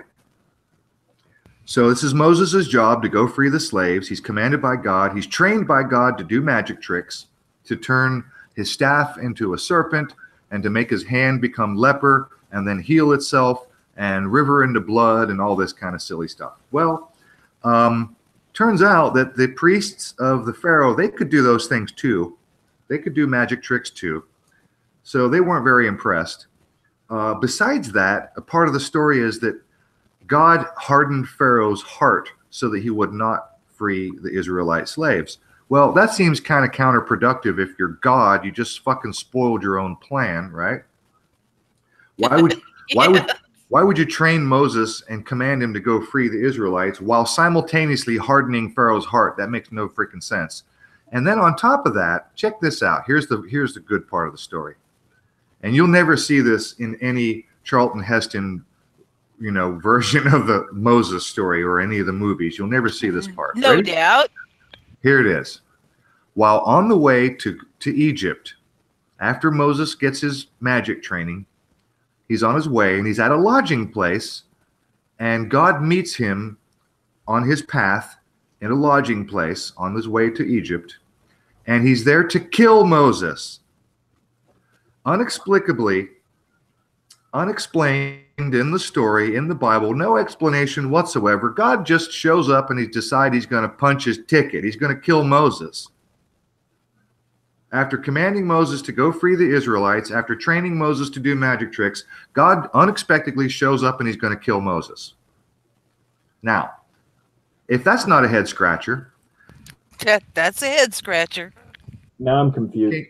Can you guess what stops God from killing Moses? You're going to love this. You're going to love it. If you don't know, you're going to love this. I think I know. Missing God? What stops God from killing Moses? His wife circumcises their son and rubs the foreskin all over. You read my comment. Yes, I did. You saw my conversation with Chuck. Yes, No, wait, I did.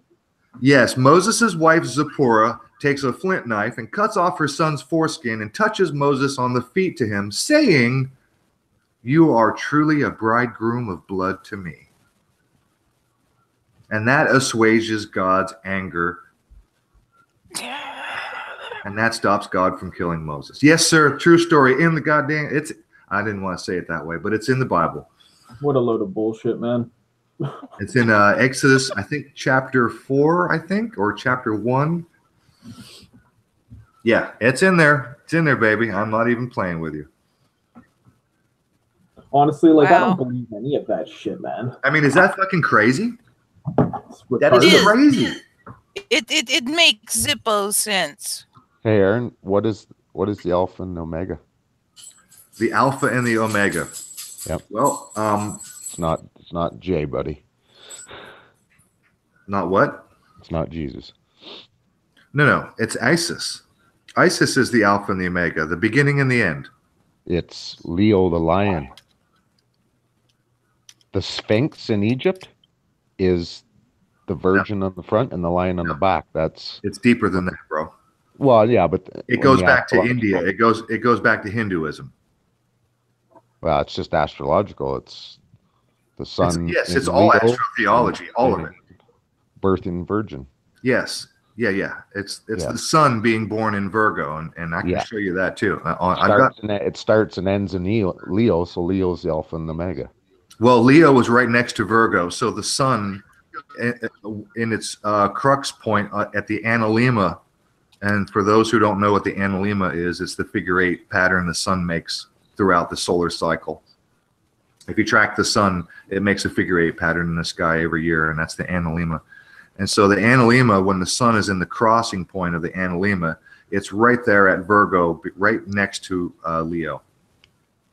So the sun is born of the Virgin and dies on the cross there on the analemma. So that goes into summer, and then it comes back around and it crosses the analemma again, which brings us into winter.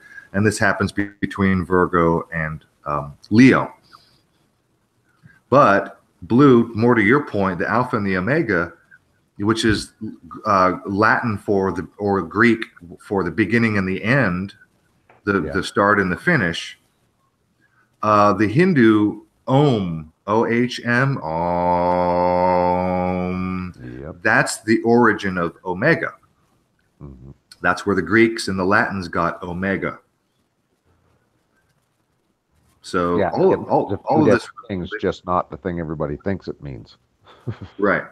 Right. But actually, more poignantly, the omega or the Om sound, which the Hindus refer to as the universe or the sound of the universe or the sound of God. In fact, you can even read in your own Bible, the very first line in Genesis says, in the beginning there was a void, and in the beginning there was a word, and the word was God, and the word was with God. That's the Om. That's the sound. It's a word. It's this words are sound. And that's cymatics. And I could go into a whole tangent on this with the origin of life. And I could blow you guys, I could blow your mind with because I mean, I've spent countless hours listening to religious debates. And one of the questions that is constantly being brought up is, well, what started everything? Where does life come from? And the other big question is, where do you get your morals from? That's a whole separate subject. But where life comes from, you know what? Let me just do this real quick. So, fuck it, we're on the subject. I'm going to do it. I'm going to do a screen share, and I want to show you a couple of quick pictures, and then we'll get off this subject. The origin of life. Let me show you guys something. It's like the word Solomon. It has the name of the sun in it 3 times. That's right. Solomon. That's correct. All 3 are different names of the sun. Okay, so I assume that most of you guys on the panel and probably most people listening are familiar with the concept of cymatics, right? The study of sound and energy affecting matter, right? You guys see my picture here? Amy, you got me highlighted?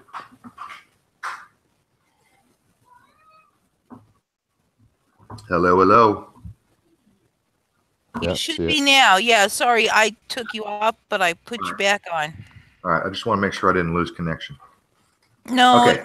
It's me. So everybody see me? Yep. All right, okay. So you guys are familiar with cymatics, yeah? You pour salt on a steel plate, and you put that plate on a speaker, and you put it on a frequency generator, and the salt makes these patterns. You guys are familiar with cymatics, yeah?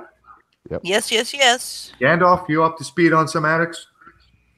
You're muted, Gandalf. I don't know whether he stepped away. Maybe he stepped away. Okay, well, I'll just move on. Check this out. Okay. Obviously, I'll just go back to this first picture. Obviously, what we have here is a nice hexagram. We've got a hex pattern, 6 pointed, right? Nice and symmetrical. And this happens because of sound frequency. Here's another picture. What does that look like? Doesn't that look like coral? Yeah. Sure does. Okay, this was created with cymatics. Okay, so there's coral. Now watch, here we go. Here are some crystals, some crystal patterns. Nice. There's one. These are created by salt and cymatics, certain frequencies. Come on, shrink. Come on, computer. Go to the next one. There's the other one. This, we have another interesting and symmetrical pattern created with cymatics. So there's no question that for certain frequencies, when you repeat the frequency, the pattern repeats. So this is a science. This is a repeatable, demonstratable, verifiable science. What does that look like to you? Chemtrails? Does that look like the belly of a lizard?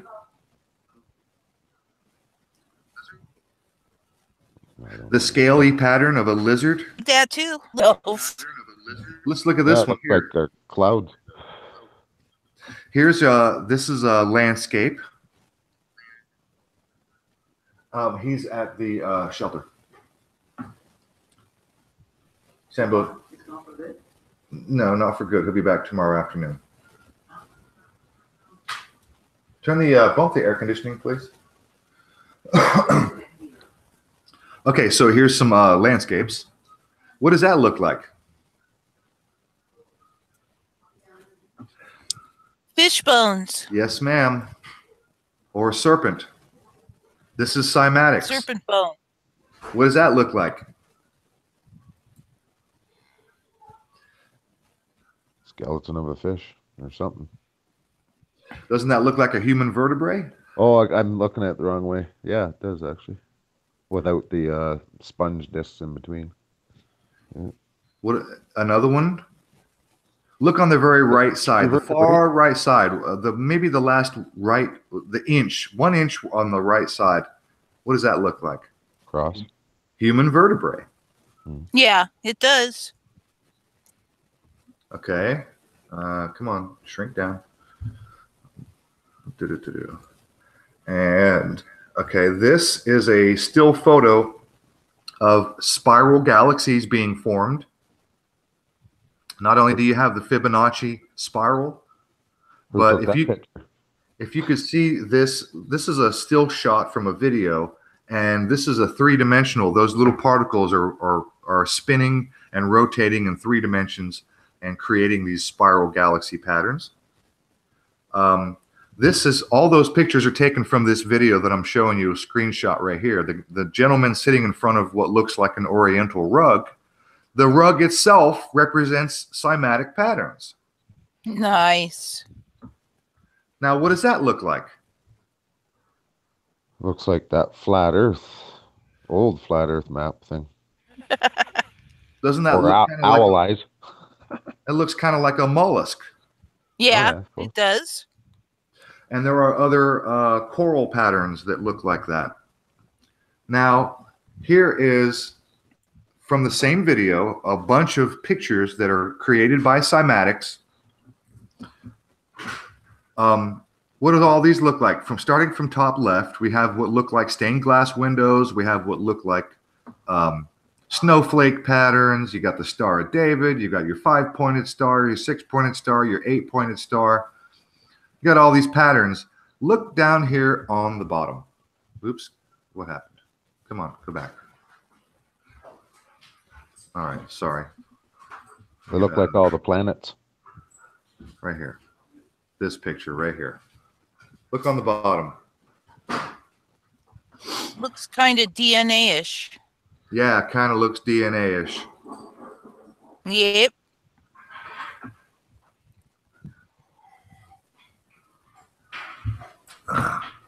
All right, so there you go. I'm done with that. I just wanted to show you guys, since we're on the... I was wondering if we could look at this B article that yeah, absolutely. Yeah, let me take you off. And I just want to mention before we get off that I was listening on my phone outside. Something you might really like to look into, Roof, would be 0 Point. It's a documentary, and it's about 6, 7, 8 hours long. You would really dig that, man. Like, I got out of that when I watched it that these patterns, these repeating patterns, basically is like evidence of the creator, like a god that created the universe, is the gist I got out of it, man. Well, I'm going to make a note of that. I will check it out. I'm not afraid of an 8-hour video, especially when I'm like driving. I do a lot of driving, and I love to have shit to listen to, and that would be great. I will tell you that after Amy is done sharing, I want to show you guys something else that might blow your mind on this subject. Sort of related to the subject. Ancient symbology and cosmology and things like that, astrotheology. I found a confirmation in the Thunderbolts project. If you guys, I know you guys are familiar. And Gandalf, I'm pretty sure you're familiar, right? Blue, I know Amy is familiar with the Thunderbolts project. Yep. I found an amazing connection. I would call it a full-blown confirmation. And I'll share that with you in a few minutes. But Amy, you got something to share. Go ahead. Yeah, we've got this article. Autonomous robot bees are being patented by Walmart. In brief, bee pop dwindling at a Walmart patent for autonomous robot bees, which would act as pollinators culture. Well, that's fine, but what about my honey? Yeah. Walmart has just fought autonomous robots. Yes, that Walmart.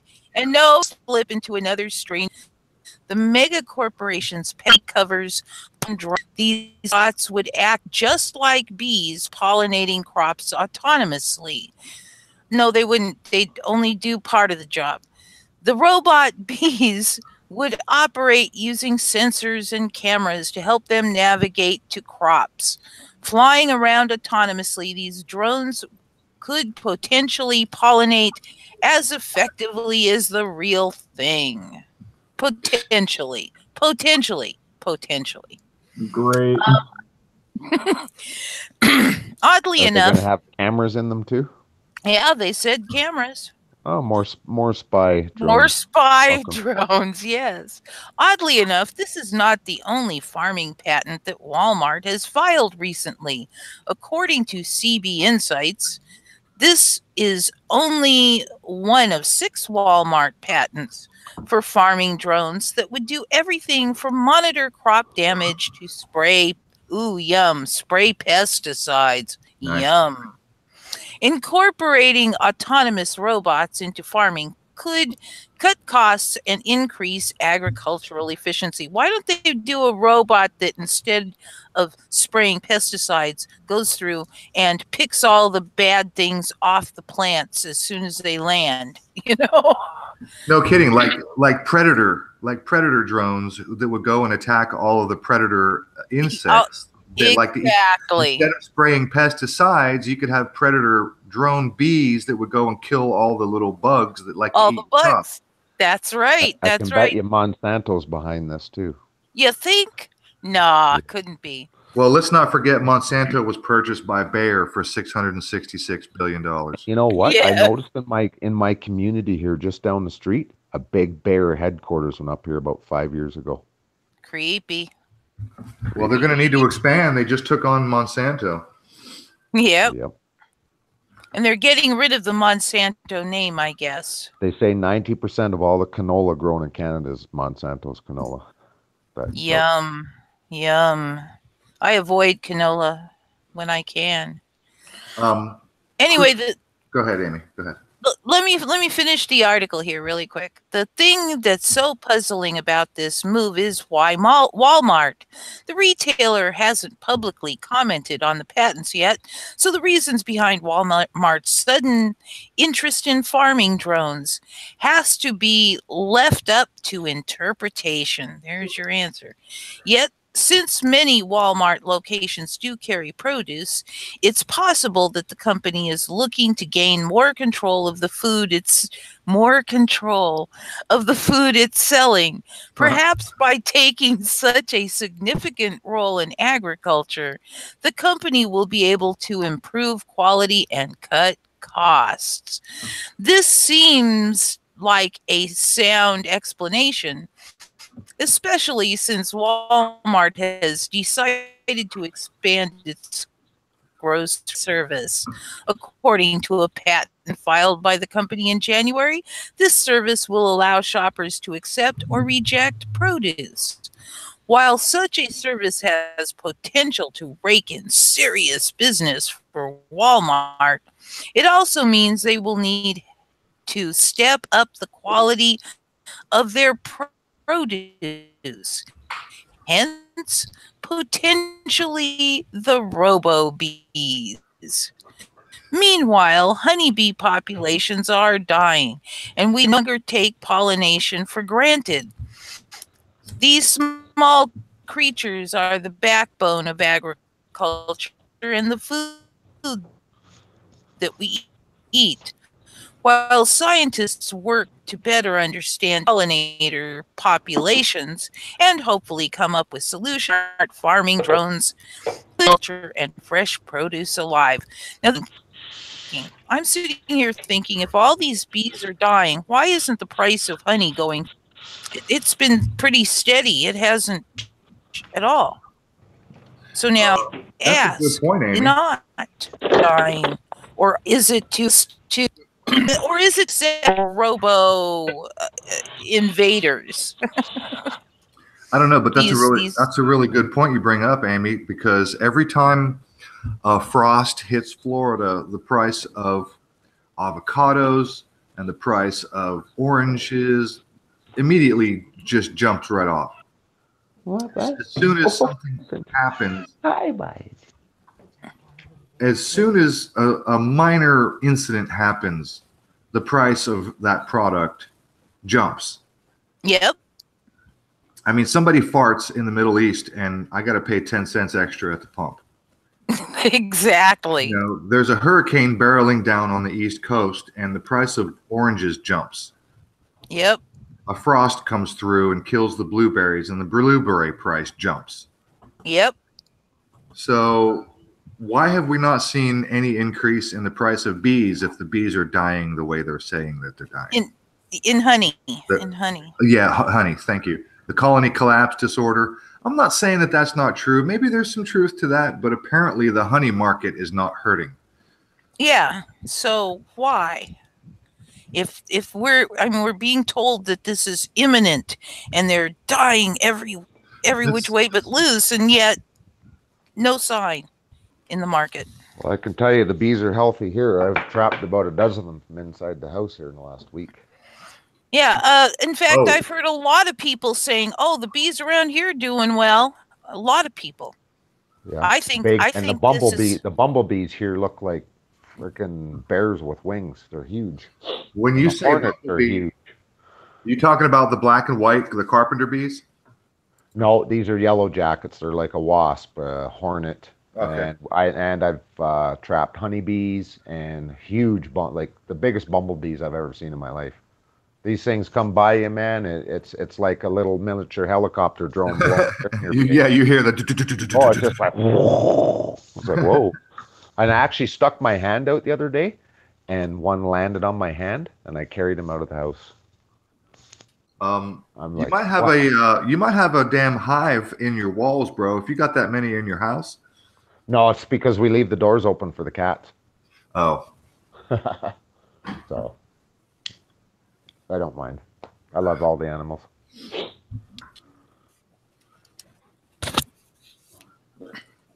Yeah, I don't see any sign of anything dying off here.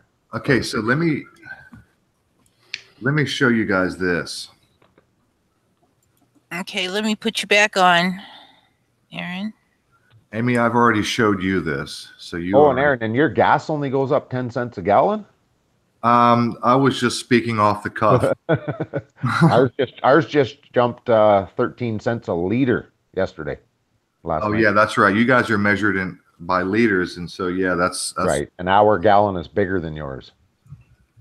What is it? It's like two and a third liter makes a gallon, something like that. Your gallon, your U.S. gallon is 3.95, I believe, and ours is 4.54. It's a bigger gallon. Really? Yeah. That's so weird. What you guys are paying for fuel there right now, about $3 a gallon, somewhere close to that. Right now, today it was 2.71 a gallon. Okay, well, we're paying $1.32, $1.33 a liter right now. So times that 4.5. We're Holy paying fuck. $5 a gallon. Holy fuck. And you know all this bullshit NAFTA stuff with Trump and Trudeau, you know, and the tariffs on the milk and the steel and the lumber. How about we shut off our pumps here, pumping our crude oil to the U.S. and see what happens? Because you guys get a lot of your oil from us. And yet we're paying twice as much for it than you guys are paying for it. Yeah, no doubt. It's the biggest scam going. We produce enough in this province alone to feed our entire country. Yet we pay more than what you guys pay for yours. Who just cut out?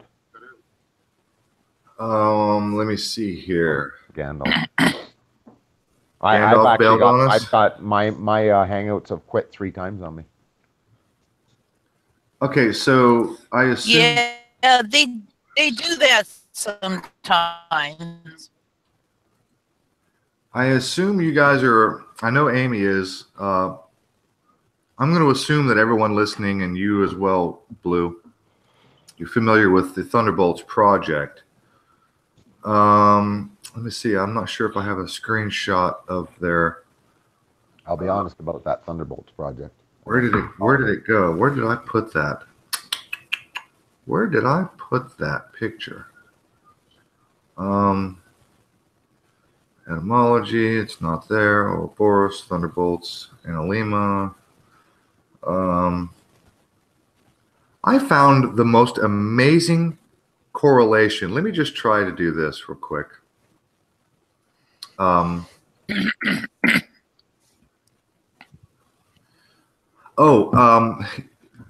Here, since I'm looking right at it, let me just show you this because it's a little bit off topic.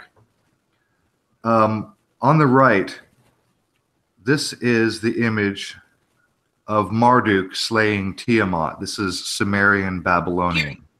You're not screen sharing. I did a present to all, but you have to turn on a screen share. Oh, I thought I did that. Nope. I just see your little All right. rock carvings. All right, there. That looks better. Okay. What we were talking about earlier about religion and everything goes back to India. You guys might be familiar with this picture. You may have seen this floating around. This is an image of the god Tiamat, the god Marduk, slaying Tiamat. Okay, you see my picture here? Yep. All right, check this out. This, on the left side, is from India. This is from the Vedas of India, which is way older than Sumeria, way older than Babylonia.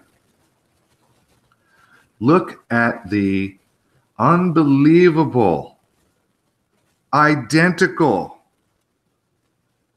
nature of these two rock carving reliefs, particularly the Marduk character. Wow, it reminds me of the picture carrier from Göbekli Tepe.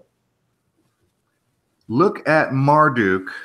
Look at his beard. Look at his hair. And then go over and look on the left. Look at the beard and the hair. And look at his crown or his hat, his headdress. Yep.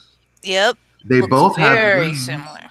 They both have wings. And by the way, for anybody interested, if anybody listening, whenever you see an image, a carving or a drawing or painting of relief like this with a character, here we have Marduk and he's got wings on his back.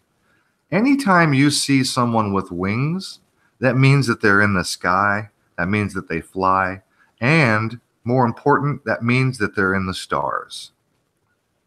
Okay? This is all astrotheology, all of it.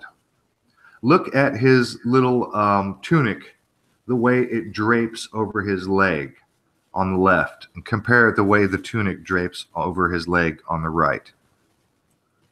Look at the position of his arms. One arm is forward.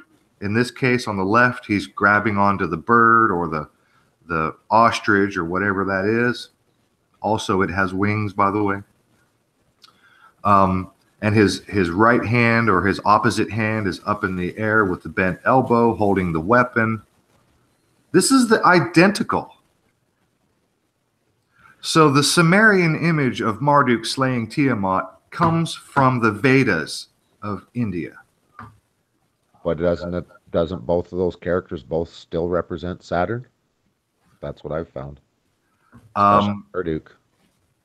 It could be Saturn. The next one coming up was Dagon, and it could be Mars. Keep adding and just keep changing then the character's name. It could be Mars.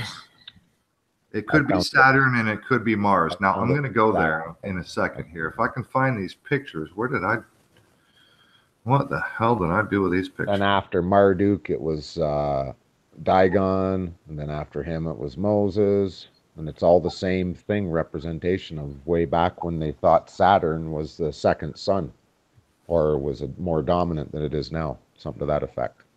That's just the representation. I don't know if it's in here. Right. The Jews still worship Saturn, right? The Jews still worship Saturn to this very day. That's correct. Right. So it's just all stolen ancient mythology. Or not stolen, plagiarized, I guess. Okay. I'm going to have to pull this up. Let's see. I want to go. I was just rewatching it just very recently. Oops. I want to go to history.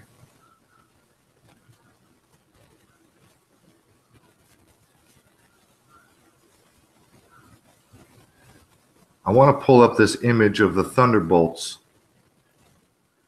The Thunderbolts project, one of their main documentaries is called Symbols of an Alien Sky. I was just watching this recently. I took a nap to it today. Yes. I love it. That's a good one. This is a very, very, very good documentary. But let me see if it's going to bring up the picture. Where'd that picture go?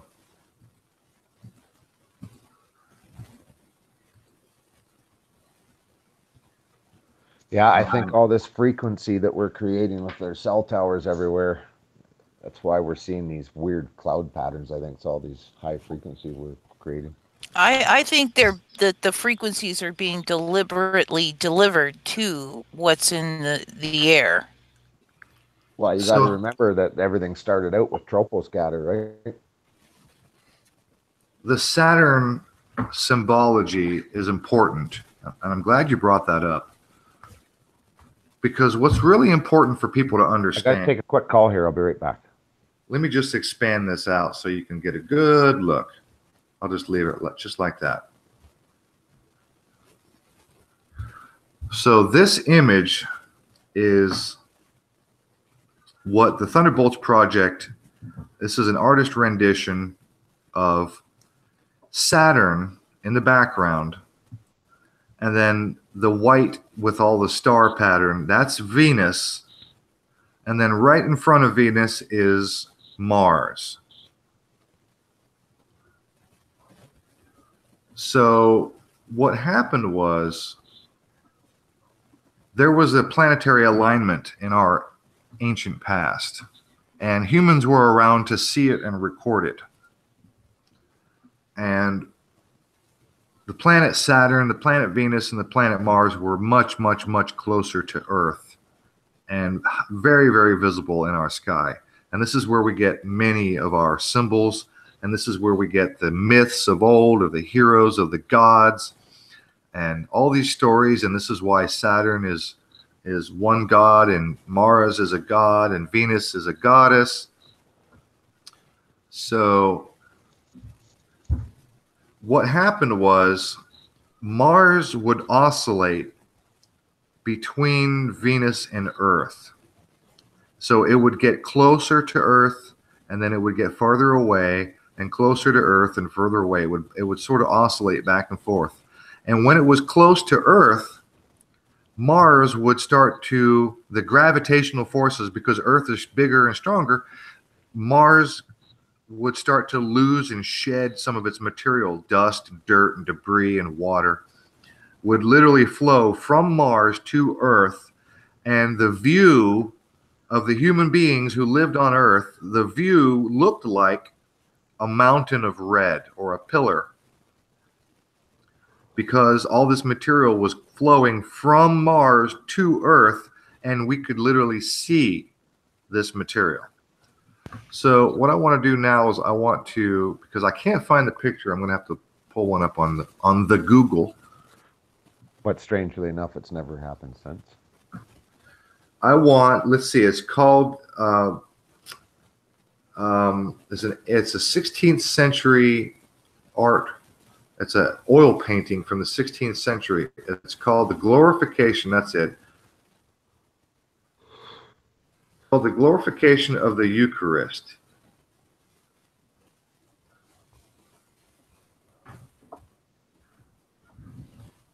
There it is, right there.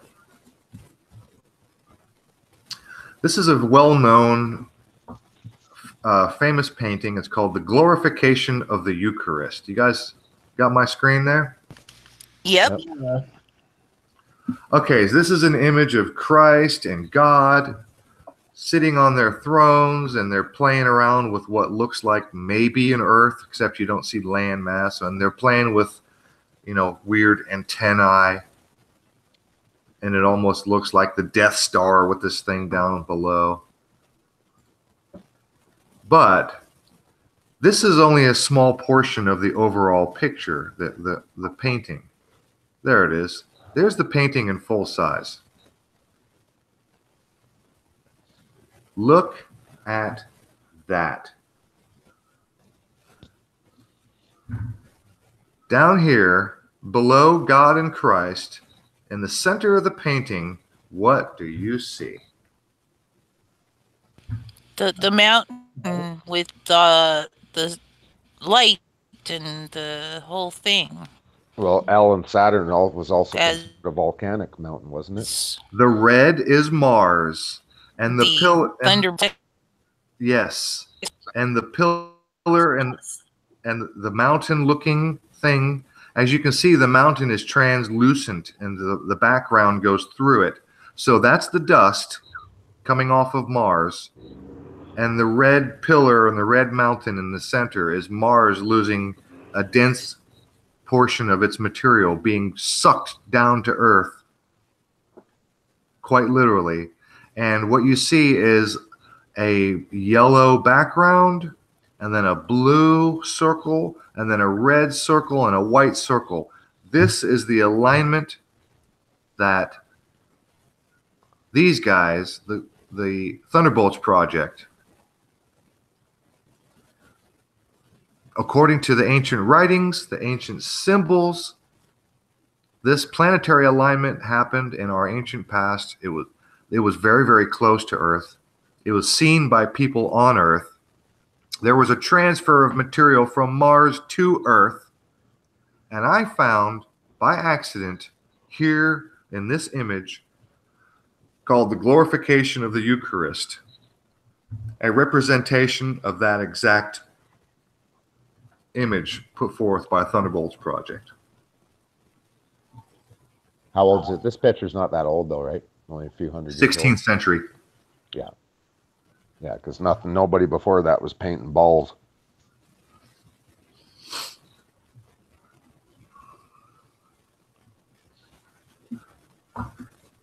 But let's remember that in the 16th century, around that period of time when Da Vinci and all the other artists of the time, they didn't just paint these things willy-nilly. These paintings did not come out of the imagination of the artists. They were commissioned by the crown. They were commissioned by the Pope. These paintings were commissioned.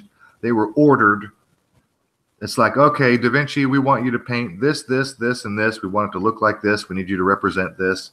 And, you know, make it look good. We'll pay you good. So that's how these paintings come about. These artistic renderings are not the imagination of the artist. They are ordered, they're commissioned by the church and by the crown, and by various rich families who also commissioned artworks. But they were commissioned based on the knowledge that they had already possessed, which was the ancient knowledge. So they knew what they were doing. They knew what they were asking for. They knew what they were ordering. So when you see this old artwork, again, I want to pound that down, man. Some people don't know that these old religious paintings were not out of the mind and the creative breadth of the artist. They were commissioned. They were ordered.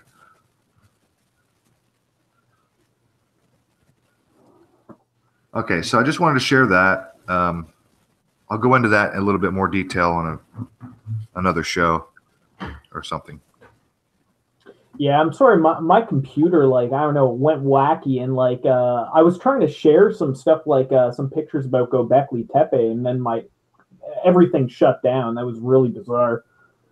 Well, I'm done if you want to. I'm done sharing screen if you want to try again. Well, I was just mentioning about when you were showing that picture of Marduk and how it was exactly like the thing in India.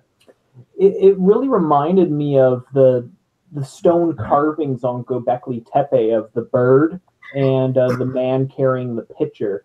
Now, like, you guys have probably seen images of a man carrying what looks like a basket or a pitcher, right? Yeah, it's Aquarius. Yeah, so the oldest known rendering of that, I think it goes back to like Sumeria, and that was maybe like 6,000 years ago. But when they uncovered Göbekli Tepe, and Göbekli Tepe is the hill in southern Turkey, right near the Syrian border. Yeah, I know all about Göbekli Tepe. It's called Potbelly Hill. Yeah. It's 12,000 years old, but go ahead. Yeah, and so there's an actual rendering of Aquarius, the pitcher carrier, on one of the stone carvings at Göbekli Tepe from 12,000 years ago. So these ancient symbols, these ancient metaphors, whatever these people are alluding to, this is like an ancient knowledge base that probably goes back maybe like 20,000 years ago to the time of the first civilizations that existed on Earth. Now, this is like information that's completely lost to us today. But like, even if you mention this, that there were civilizations 20,000 years ago, it sounds totally nuts to people, right? But since Göbekli Tepe has been on Earth, it's given credibility to these people that claim that these civilizations date back at least to 20,000 years ago, what we know of as Atlantis and Lemuria, right? Yep. What's really strange about Göbekli Tepe is if you look at the stones in Göbekli Tepe, they're shaped in what looks like a T. Yeah. And it's thin, then it gets wider, and it looks like big T stones. The T stones actually can be found all throughout the Pacific region, and that's supposed to be a main symbol for the ancient Lemurian civilization, is the T stone. Now, what's so bizarre about it is it means that this Lemurian civilization was worldwide, which they claim existed they claim it existed 50,000 to 20,000 years ago. And the T stones that are found in Göbekli Tepe, it's evidence that these ancient civilizations really did exist, you know. It's like, but most people like don't even believe that, even if they hear that information. Well, I've heard estimates upwards from 80,000 plus. Yeah, I've heard as much as 150,000 and yeah, me too. more. Well, I mean, if you listen to people like Michael Cremo, then now we're getting into the hundreds of millions. Absolutely. Oh yeah. See, that's what's so insane about this information is it sounds so hard to believe, you know what I mean? If you're just coming across, say if somebody were to come across us, and we're talking about civilizations existing hundreds of thousands of years ago, right? But it's not unlikely, if you think about it, humans haven't really evolved or changed too much in the past 150,000 years since we first evolved. So why couldn't we have been capable of building civilizations at that time when we first came into being, right? Well, if you're a young Earth creationist, then we're all a bunch of shills because the Earth isn't older than 6,000 years. Yes. And God put dinosaur bones in the ground to confuse us. Yeah, we've been produced by demons.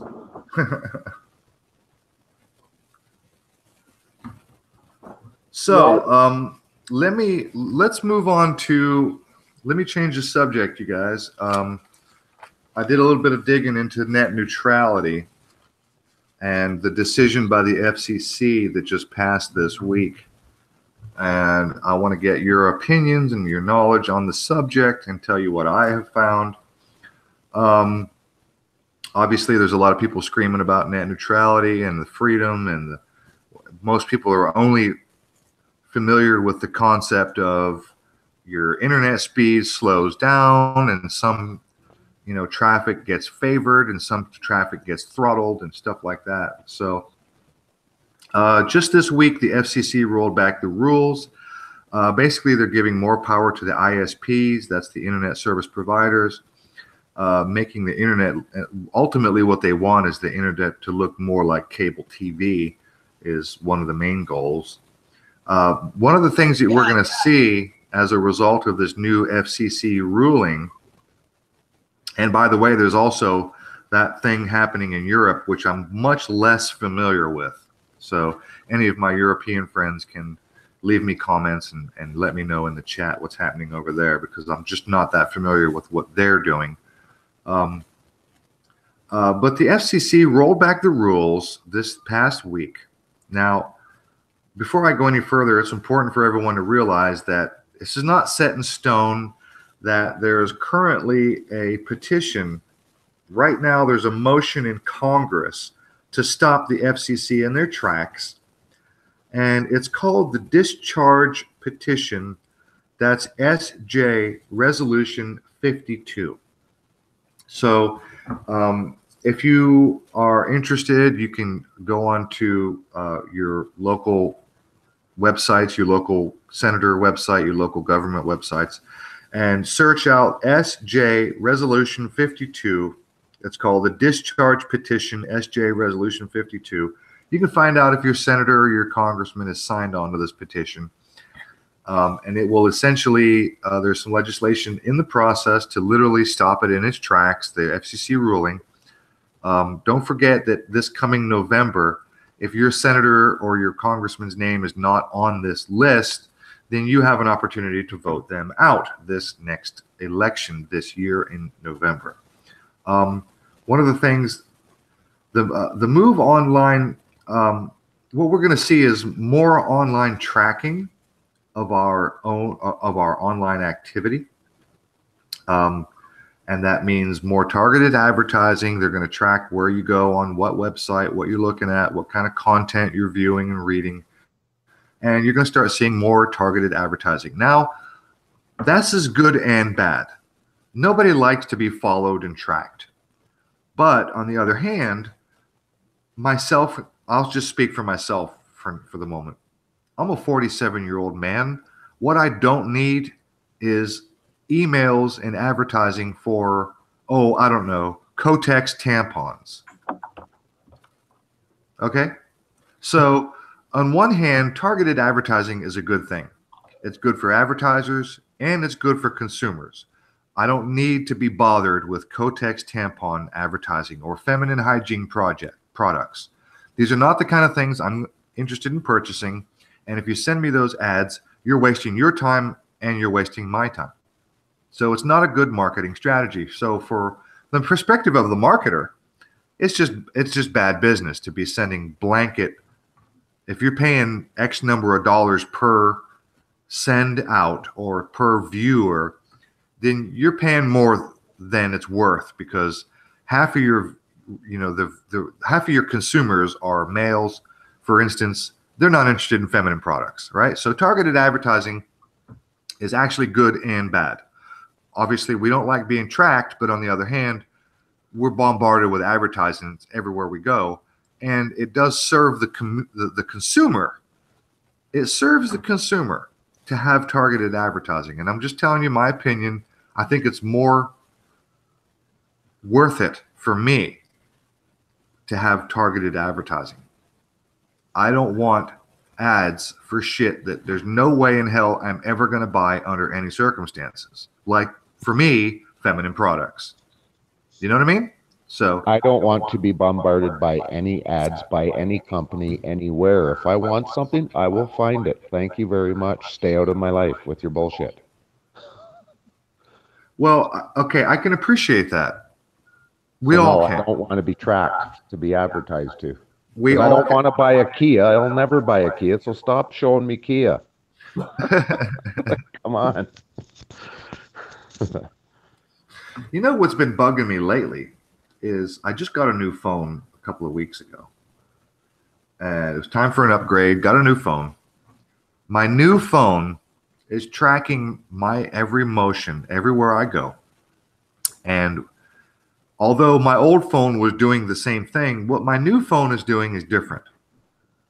I'm now getting advertising for places that I visit, like Home Depot or a restaurant or a hotel, because I did some traveling recently. I had to go up to Maryland for some work. And every fucking time I stop somewhere, my phone is sending me emails and advertising asking for surveys, rate this place, survey, please answer these questions, advertising for a particular product because I happen to be parked in a parking lot and there happened to be a store in that parking lot, and they're like, hey, do you want some of this? Do you want some of that? Answer these questions, give us a survey. It's like up my ass with just bugging the shit out of me everywhere I go. I mean, I thought it was bad before. Now my new phone just won't let it go. It just will not let me have any fucking peace. Oh, I won't be getting any more new phones after this one, and it's on its third year. It's probably going to crap out anytime. I'm so sick of phones and technology. I'd just as soon have an old flip phone if you could get one to work. I can't even go to Home Depot without getting an email. Rate this place. I am so glad I do not have a phone. My maps and my Google Maps, you know, the navigation app on your phone, if you want to navigate somewhere, look for an address, get directions or whatever. Yep. It's constantly asking me every time I stop somewhere. It's constantly asking me to take a picture and upload it so that other people can see this location. You know what? Stop it. You must have certain things enabled on your phone, do you? I don't get any of that on my phone. I don't get any of that stuff on my phone. Now, is there even a way to disable this shit from happening? I'm going to have to get into this thing and dig into the settings and see if There might be some apps you have to delete that are built into the phone too, or already loaded. Probably in settings. I'll probably have to just get into it real deep. And I've that's disabled another apps thing. on- That's another thing. Every time I get a new phone, it's like everything has changed. All the apps are different. The icons are different. And so I don't, you know, you look on that list of all your apps and it's like you don't see what you're looking for because the icon is different and all the settings, everything's in a different place. And Jesus Christ, piss me off. What I hate is my phone's constantly updating stuff like my music. My music gets saved onto Google Play, right? And it's updating my song. Like, how are you updating my songs? I don't get it. Phone's always updating. I've given it no permission to do any updating. What updating does it need? Well, I did notice It's always changing and you can't stop it. my old phone, which is not that old, my contact list, when I got my old phone 2.5 years ago, I got it and it was new. My contact list, the icons for all the people on my contact list, some of the icons changed and my phone was showing me the Google thumbnail icon that some of my people on my list, if you have a Google Plus account and you choose a photo or an image for your icon, like Blue, I don't have your phone number, but if I had your phone number, if you and I exchange phone numbers, if I just simply type in your phone number on my phone, your icon, your little scale, you got scales for your icon, it would show up on my contact list on my phone. Huh. You should have my number. I have yours. Did we exchange numbers? Well, yeah, because we talked there for 3 hours last year. Oh, fuck. I'm sorry. Yeah, I still got your number. Roof, I'll send you a text. It'll cost me probably $1 to send it. Roof, I wanted to ask you. You were talking about the something called like the 153. Oh yeah, we could get into that too. Yeah, like I've been wanting to get into this because people have been mentioning this back and forth for a while now. Like, what the hell is that? Is it just some kind of website that people are using now? And it's fishy. Get it? Yeah, it's real fishy. on many levels. Good little pun there. And yeah, Blue, send me a text because the contacts, my contact list, when it transferred from the old phone to the new phone, a couple of the phone numbers didn't come through, and I don't have you. So send me a text so that I can have you. Yeah, Gandalf. Hold that thought. Let me just finish this net neutrality thing real quick. I don't have much. Let me get through this, and then we'll get on to the 153 website. I definitely want to cover that. So yeah, we've only got less than half an hour here. Well, we started late, so I don't care. Yeah, we could go a little late, I suppose, although I have a friend who's hoping I'll stop by. Yeah, I sent you a text there, Aaron. I got it. Okay, cool. Thanks, bro. Got it. Okay. Call me anytime. So AT&T, this is on my news ticker, cable news ticker feed this morning on the news, on the little bottom of the news, the ticker. AT&T just acquired Time Warner. This has been something that's been in the works for a little while. It's finally approved. It finally went through. So AT&T just acquired Time Warner. They already own DirecTV. Keep that in mind. So net neutrality, the rules have been rolled back, and the corporations, the ISPs, the providers of our internet, they're going to have more power to fast track various services and throttle back the data on other services and basically just muck up our interactions. We're probably not going to see much change right off the bat. I strongly suspect that we're not going to see any changes until this whole concept, this whole awareness dies down. And you know what I'm talking about. It's just a subject of focus. People are paying attention to it. In a couple of weeks, nobody's going to give a shit. Nobody will be talking about it anymore. And that's when we'll start seeing changes. And most likely what we're going to see are changes that involve streaming, particularly movies, because we've got lots and lots of competition with Amazon, Hulu, Netflix. There's a thing with Verizon that are doing movie streaming. I think there's a thing with HBO Go is what it's called. So there are multiple services that provide movie streaming online. And so there's lots of competition. There's also plenty of little smaller startup companies. More than likely what we're going to see is that's where the first manifestation of net neutrality rollback. We'll see it in the streaming of the movies.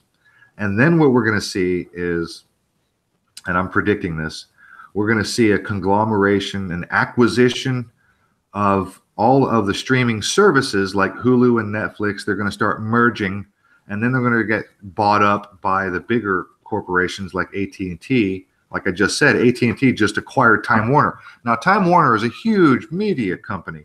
AT&T already owns DirecTV. AT&T is already a huge, formidable company in and of itself, and they've just acquired Time Warner. So we're going to see more and more consolidation, and the internet is, particularly with streaming movies, you're going to see more and more coming like cable TV, where you'll have less and less options.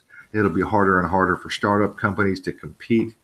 And then if the provider that you're using, let's say, for instance, if you're on Hulu, and let's say AT&T acquires, let's say they buy up HBO, and let's say they buy up Verizon, and they don't buy up Hulu, and you're using Hulu, well, you might have a hard time getting your Hulu video streaming service to work properly. You might have a little glitchiness, a little bit of throttling of the data or the buffering.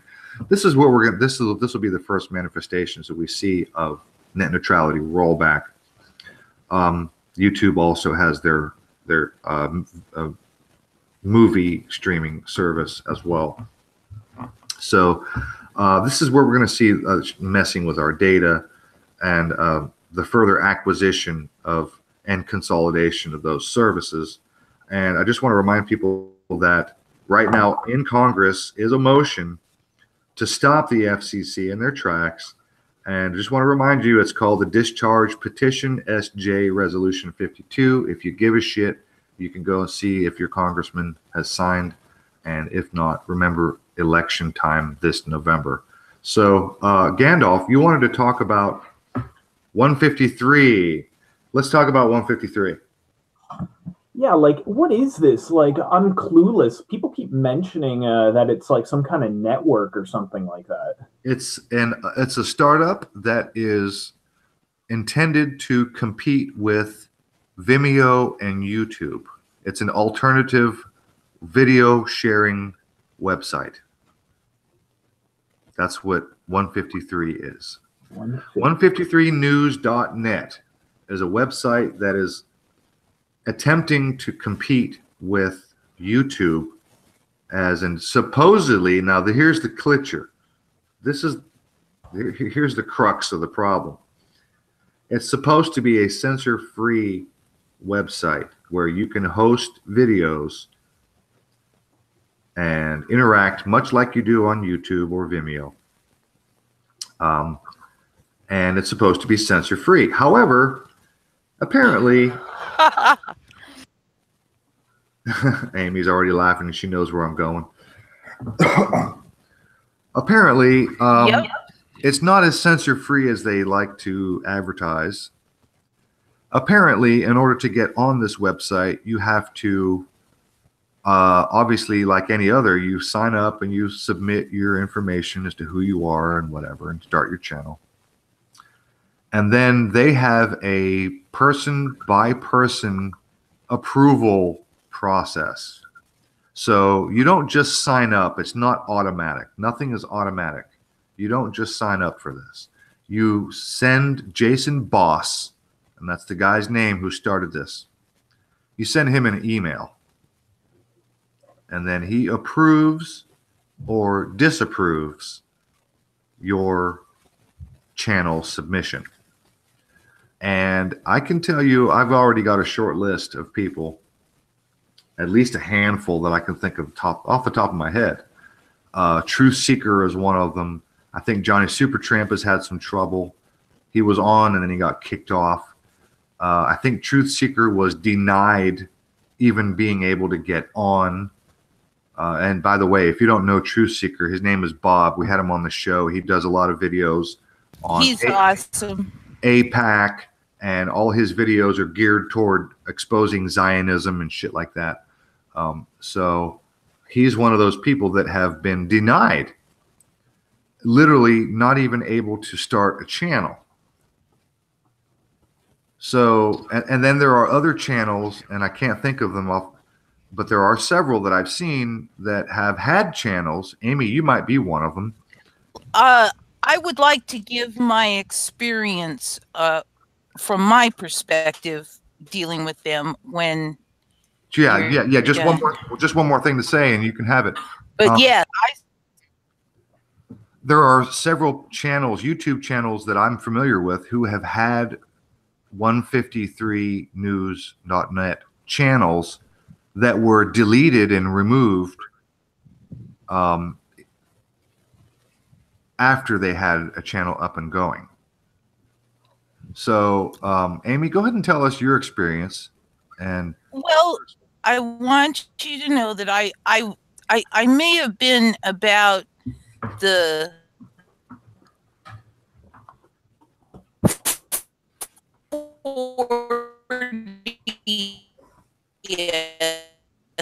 but I know I was within the first sign. Like, I don't know. I just know I was in. I went buttons, the information that they needed, which didn't seem unreasonable. Clicked, yeah, here I am. I want to start up. I got in right away. There was no email, and several those. And I sat and I waited for people to come by and make comment, because I figured that, somebody would be interested in what I was doing there, right? We're working on trying to create a better planet, right? Well, I didn't get any comments for a couple of days. And then some flat earth person came in ranting about the flat earth, totally off topic of anything in my video. And I just sat there, this is like, okay, this is just weird. And I thought to myself, if this place was really what they said they were, they'd at least be in and discussing where we're going from here. Now that we've got all this evidence that maybe we've got this problem, let's solve for it, right? Anyway, no, I just went, okay, this is not worth my energy.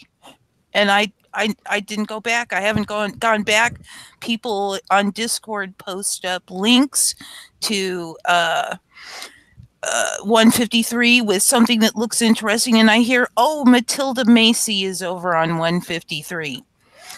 Oh, some of you may know. 153. Oh, PK is on 153. And yes, well, on 153. Well, I am too, but I'll tell you what. Anaconda Malt Liquor's on 153. Nobody's paying attention to what I've put up over there at all. And it's like, all right, something's, when I first saw that they were promoting Sidethorn and promoting Anaconda, which I thought, I've been on the fence about him for quite a while, and that just kind of made me go, I'm going to give more probability to a problem being there, but I don't know, because I like a lot of his work. He's shown a lot of stuff that I felt was valid data we should be considering in evaluating what's going on. And I looked at that and went, and between no response and that, I just went, no, I just don't think they deserve any of my energy. I think my energy is far too valuable to give to them. And that was that. Anyway, I'm done now. So 153, as Blue pointed out earlier, refers to a biblical story of Jesus helping fishermen catch 153 fish. So there's a story, it's a biblical story. Jason Boss, who is the founder of this website, is extremely religious.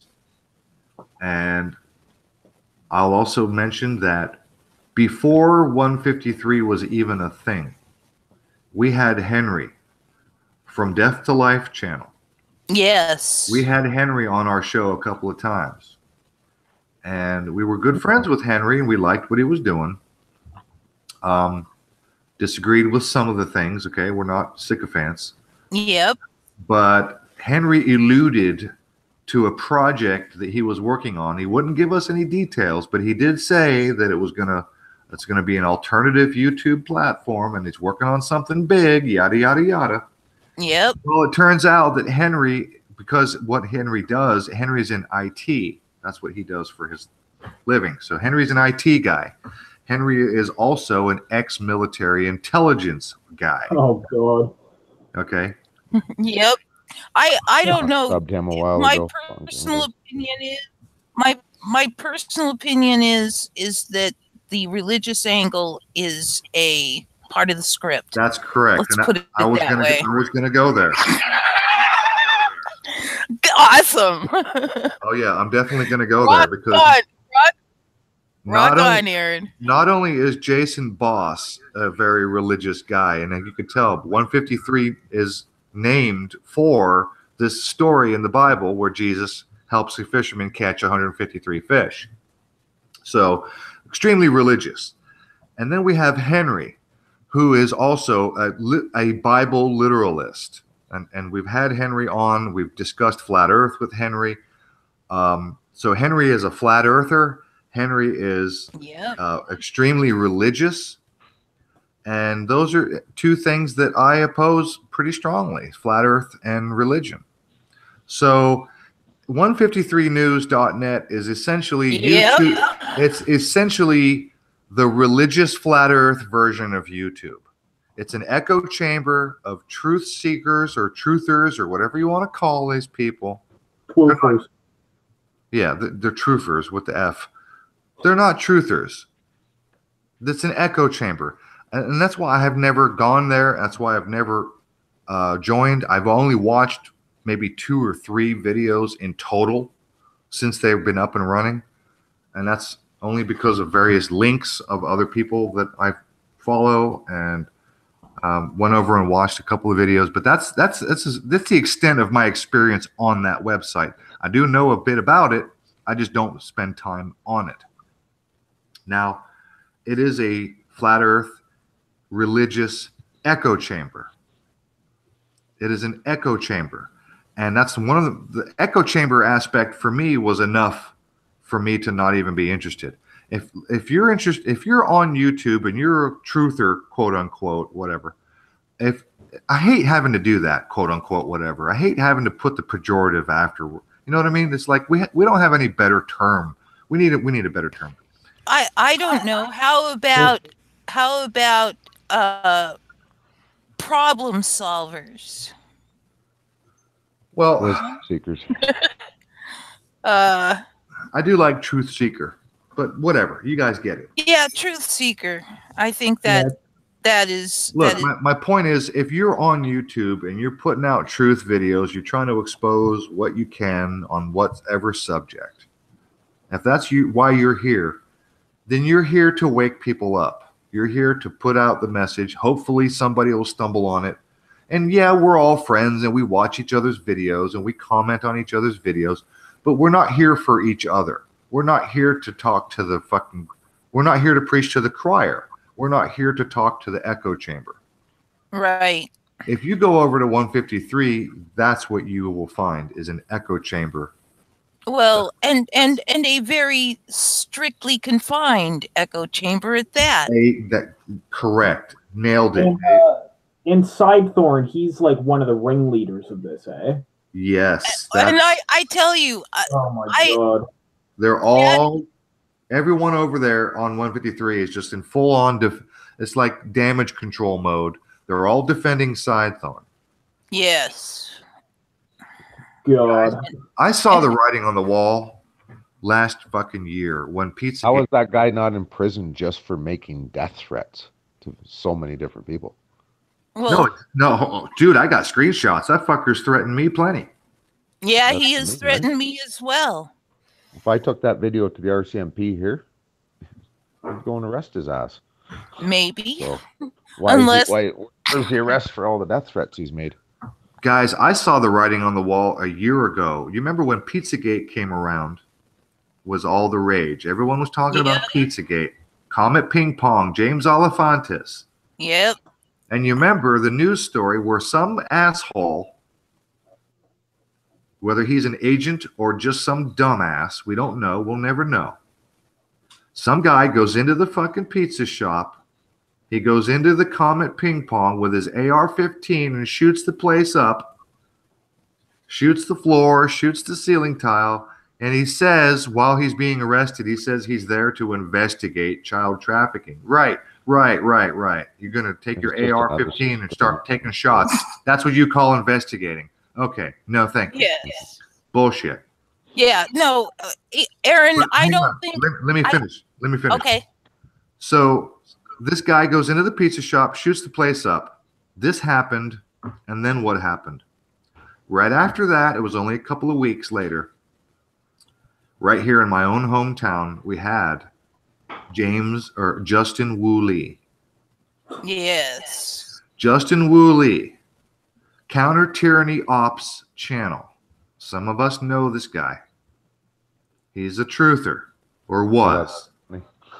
He went off the rails, killed his mom. For some reason, stole her car, drove across town over to Roswell, right here in my own town. They lived in Marietta. He kills his mom, takes her car, and drives over 20 or 30 miles to Roswell, and for some reason goes to a self-storage facility, kills that guy with a knife, takes his fucking car, and goes on some kind of rampage before he gets caught and picked up. Did any of you guys watch the last videos that Justin Woolley put up? All of them. No, but hold that thought. Let me finish this real quick because I'm talking about the writing on the wall. So first was a ping pong shooter, and then Justin Woolley goes off the rails. Another YouTube truther kills his mom, goes off the rails, kills another stranger for no apparent reason. And then what do we have? And then we had Professor Doom. Oh, shit. Professor Doom, the ex-con. Yes. The ex-con who uses voice software to alter his voice, goes and stabs somebody. He's on parole or on probation or some shit. He's already an ex-con. He goes and stabs some guy 5 times. Now he's back in prison. And Professor Doom was a big time truther. He had many tens of thousands of subscribers. He was pretty well known. And then what did we have after that? We had the YouTube shooter, that crazy. What was that? What was her nationality? That crazy bitch goes into Persian girl. That CGI creation, you mean? Yeah. Oh. iRobot. Seriously, I really think that we could. So get on high top probability there. So on top of all of what I've just mentioned, what do we have? We got Sidethorn. Yes. Oh, he's a classic, ain't he? A classic.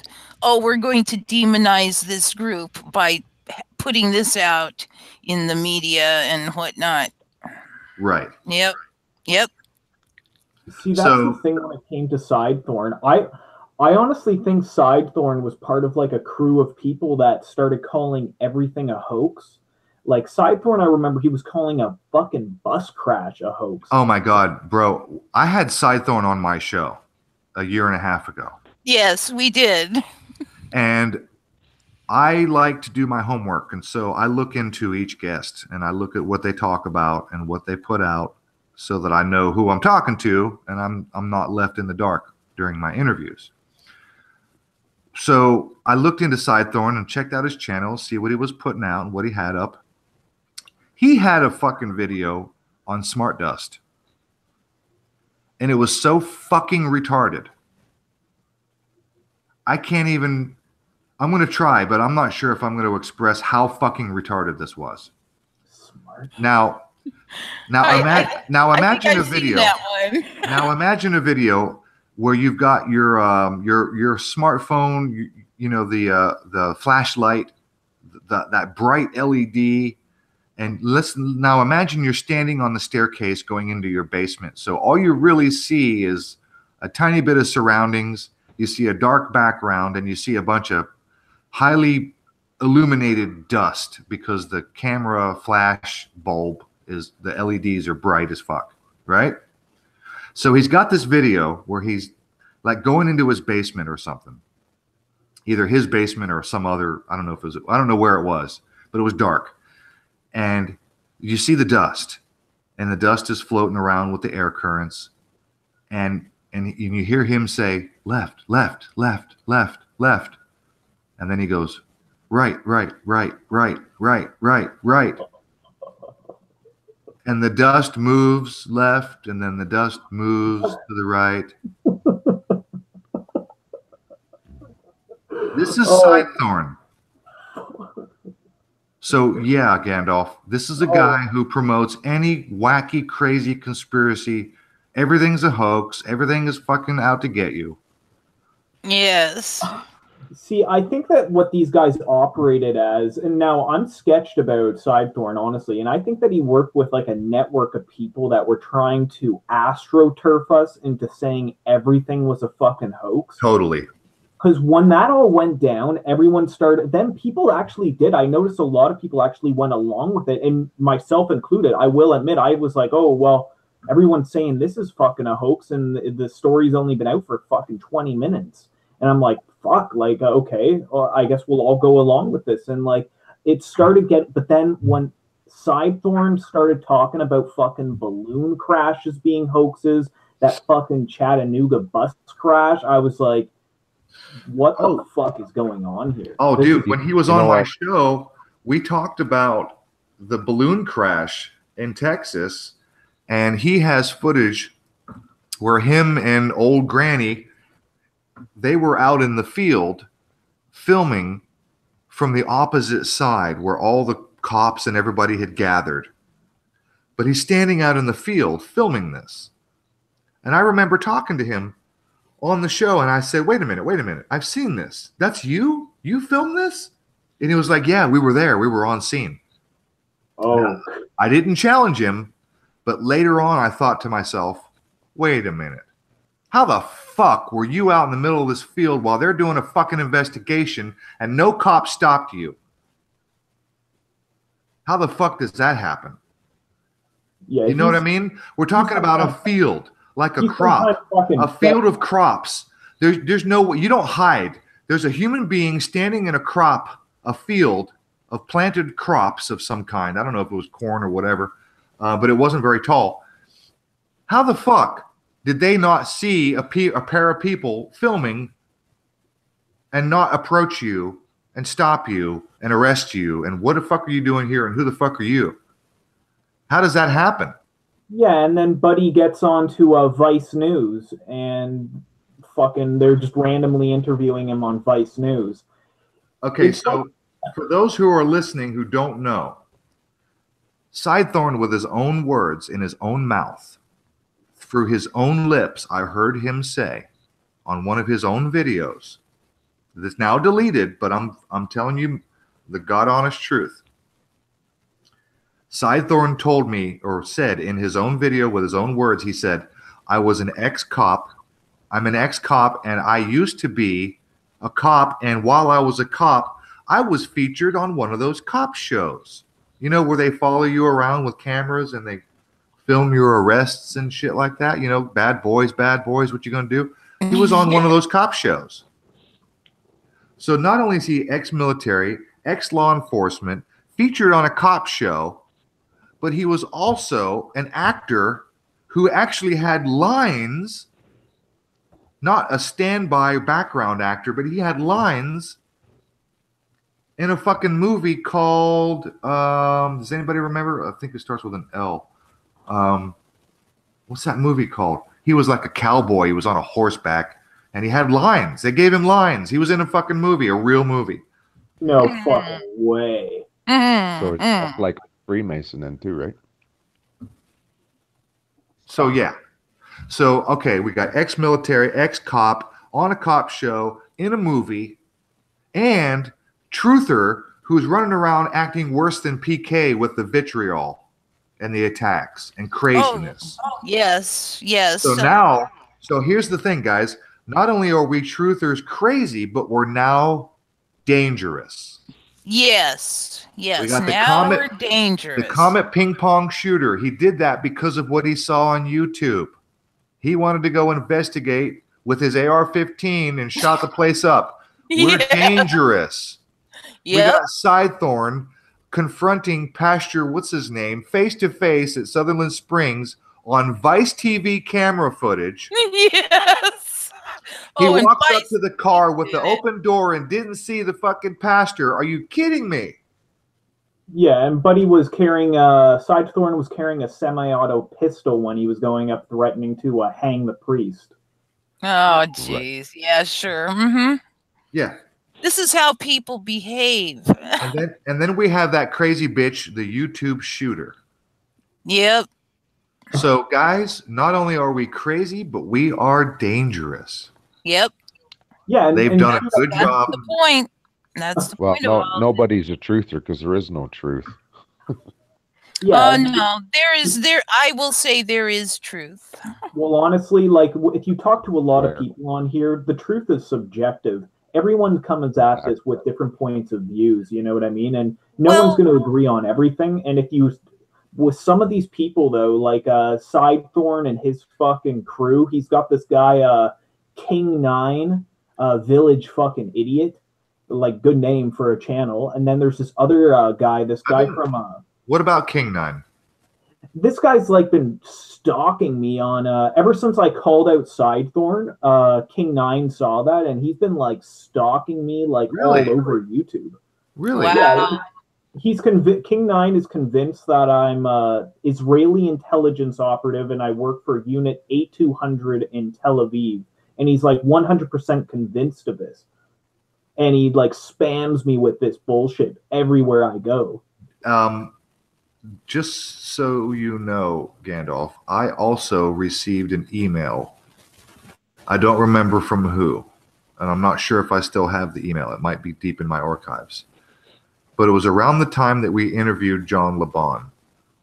I got an email from a guy who told me that John Laban was a Jesuit and that you were an Israeli operative. Oh, fuck. I guarantee it's Border of Chaos. Yes. Yes. I remember when that was going on, Gandalf. Oh, fuck. Everybody was accusing you.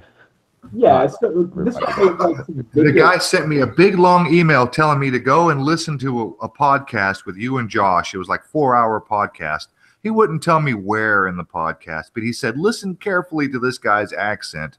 And I'm like, no, I'm not going to spend 4 hours analyzing Gandalf's fucking accent. If you can point me to what you're talking about, then I'll look. But no, I'm not going to spend 4 hours, super analyzing your fucking accent. Figure it out. I can confirm his accent because I was born in the same province as him. Yeah, it's just an Ontario fucking accent. Ontario thing, man, yeah. And just like, out for a rip, are you, bud? Hey, yeah, buddy. So You're the a whole U.S. fucking citizen, thing right? was like, oh my god, like I was like talking in a British accent, and then I was also like pretending. At the beginning, I came on to mess with Josh a bit. I was pretending I was like a wife beating former PCP addict. And then they caught on to it, and then I started talking in a British accent. So I think maybe somewhere along the way, like he thought that I was super fucking sketched or something like that because I was talking in all these different accents through the show. But yeah, since then I've had this guy and I've had Border of Chaos and King9 like stalking me, man, like over YouTube, like all over the place. They came to like Hell Wars' channel talking shit to me and Hell Wars until both of us called them out saying, hey, are you guys like working together or something like that? I'm just really surprised to hear that King9 is involved. I've been following, this guy's been around for many, many years, a decade or more, and I'm subscribed to King9. Oh, I was too. I had followed him for years as well, ever since the old Truth Bomb days. He's always uploading like these old military footage videos, old documentaries, and old, training videos and shit. That's usually what he uploads. I've never heard of him myself. I think I've seen some of his vids. That's interesting. Listen, I have some very unfortunate news. Uh-oh. I may have to cut this short here really quick because my friend here needs she's 80 and she needs some help to bed, and she knows that I can why don't you accomplish that task. go do your thing, Amy, and come back and All right. and let us wrap this up. Okay. All right. Well, then I will be back when the task is done, and you guys just carry on. And if you vanished by the time I come back, which hopefully will not take place, No worries. all will be good. Okay. Do your thing. I will be back. All right. All right. So, what you were saying earlier, Gandalf, about, oh God, I forget exactly what you said, but it was about, truthers fighting with each other and King Nine and this other guy calling you out, and it's just this weird environment of everybody calling each other out. Now, there's value in calling each other out. We need to be held accountable, all of us, right? Now, there's value in calling out and producing videos saying, look, this is bullshit. These people are bullshit. This guy's a liar. Richie from Boston, he's full of shit. Sidethorn, he's a piece of shit. There's value in exposing the truth and exposing the people who claim to put out the truth, right? There's value in that. We need to know who to trust. There's value. Yes? You guys agree with that? Yes? Look at how many people have claimed that you're an agent, shill CIA dude. I've been called an agent. I don't know who's putting out videos. I haven't seen very many videos put out with my name on it. Besides Michael Resnicki, I haven't seen anything. Stuff. Say again? Just mostly in commenting, right? Yeah. Mostly in comments. Videos. Except for Michael Resnicki. That guy, he used to put out videos with my name on it and shit like that. But mostly in comments. And I have had Sidethorn actually call me an agent or, just call me various names and threaten me in various ways. I've got some screenshots on his ass. And then I had him show up in my YouTube messages under a completely different name, just threatening language that sounded just exactly like Sidethorn. And I know it was him.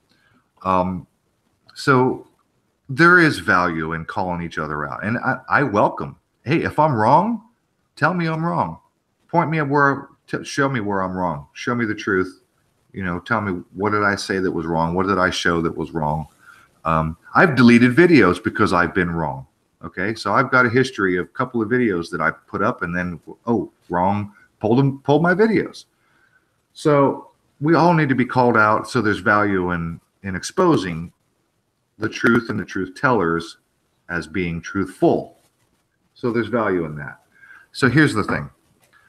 Lately, I have been binging on religious debates. Okay, I've been listening to tons and tons of debate videos, listening to Stephen Fry and Richard Dawkins and Christopher Hitchens and Sam Harris and Seth Andrews and Matt Dillahunty, debating all these crazy assholes, all these religious apologists. I've been binging like crazy on this stuff for the last couple of weeks or months. And Dr. Richard Carrier is a mythicist.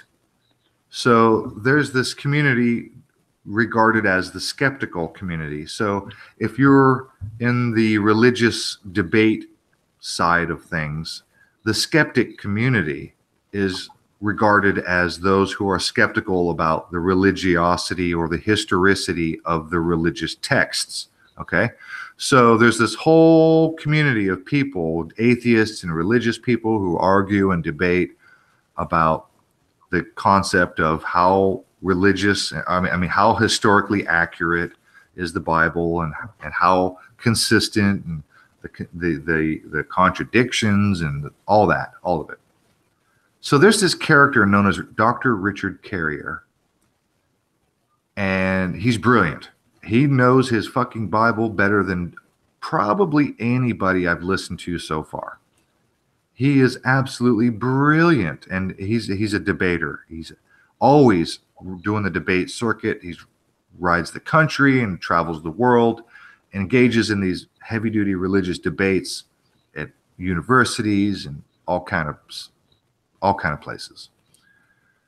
And he's pretty well known. He's a PhD. His PhD is in history.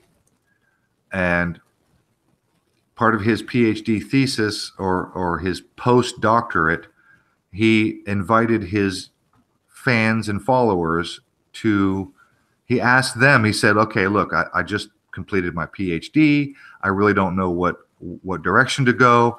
And he asked his fans and his supporters, his Patreon supporters, he said, what do you guys want me to study? What do you want me to do? And they all said, religion, go for Jesus, go for the historicity of Jesus. So now he is famous for being a mythicist. He's a guy who's produced several books, and he's doing the debate circuit and the interview circuit on the historicity and the myth of Jesus as a person who never, ever existed. Okay? So now I've laid the groundwork for Richard Carrier. Okay. So in my travels, I stumble across a channel called Pine Creek. Now, Pine Creek is an innocuous name, but it's an atheist channel. And what this guy does is he's an interviewer like me on my show. He interviews all kinds of people and PhDs. He's had Richard Carrier on many times. I think he's had Dr. Richard Price on a couple of times. And he's had several high-level debates on his channel.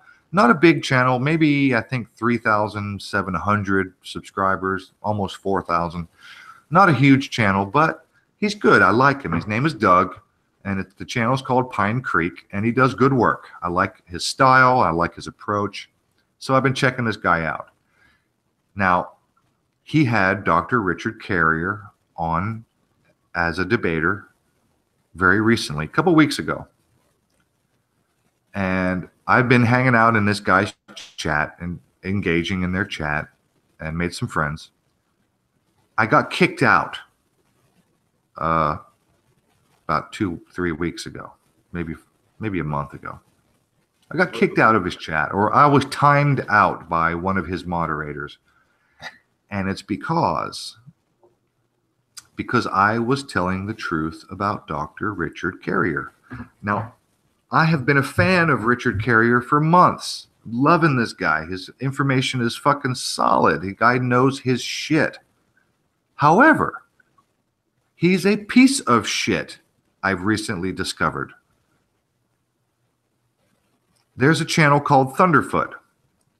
Thunderfoot is a PhD. He's a scientist. He is a debunker of all things bullshit. He did a piece on Richard Carrier exposing Dr. Richard Carrier as a complete and utter piece of shit. Now, this is personal, and I don't mean to be ad hominem. I'm not attacking the guy personally. However, we are talking about the guy's character. Richard Carrier, when he is on tour, when he is touring the lecture circuit or the debate circuit, and he's traveling the country and traveling the world, Richard Carrier is a sexual fiend.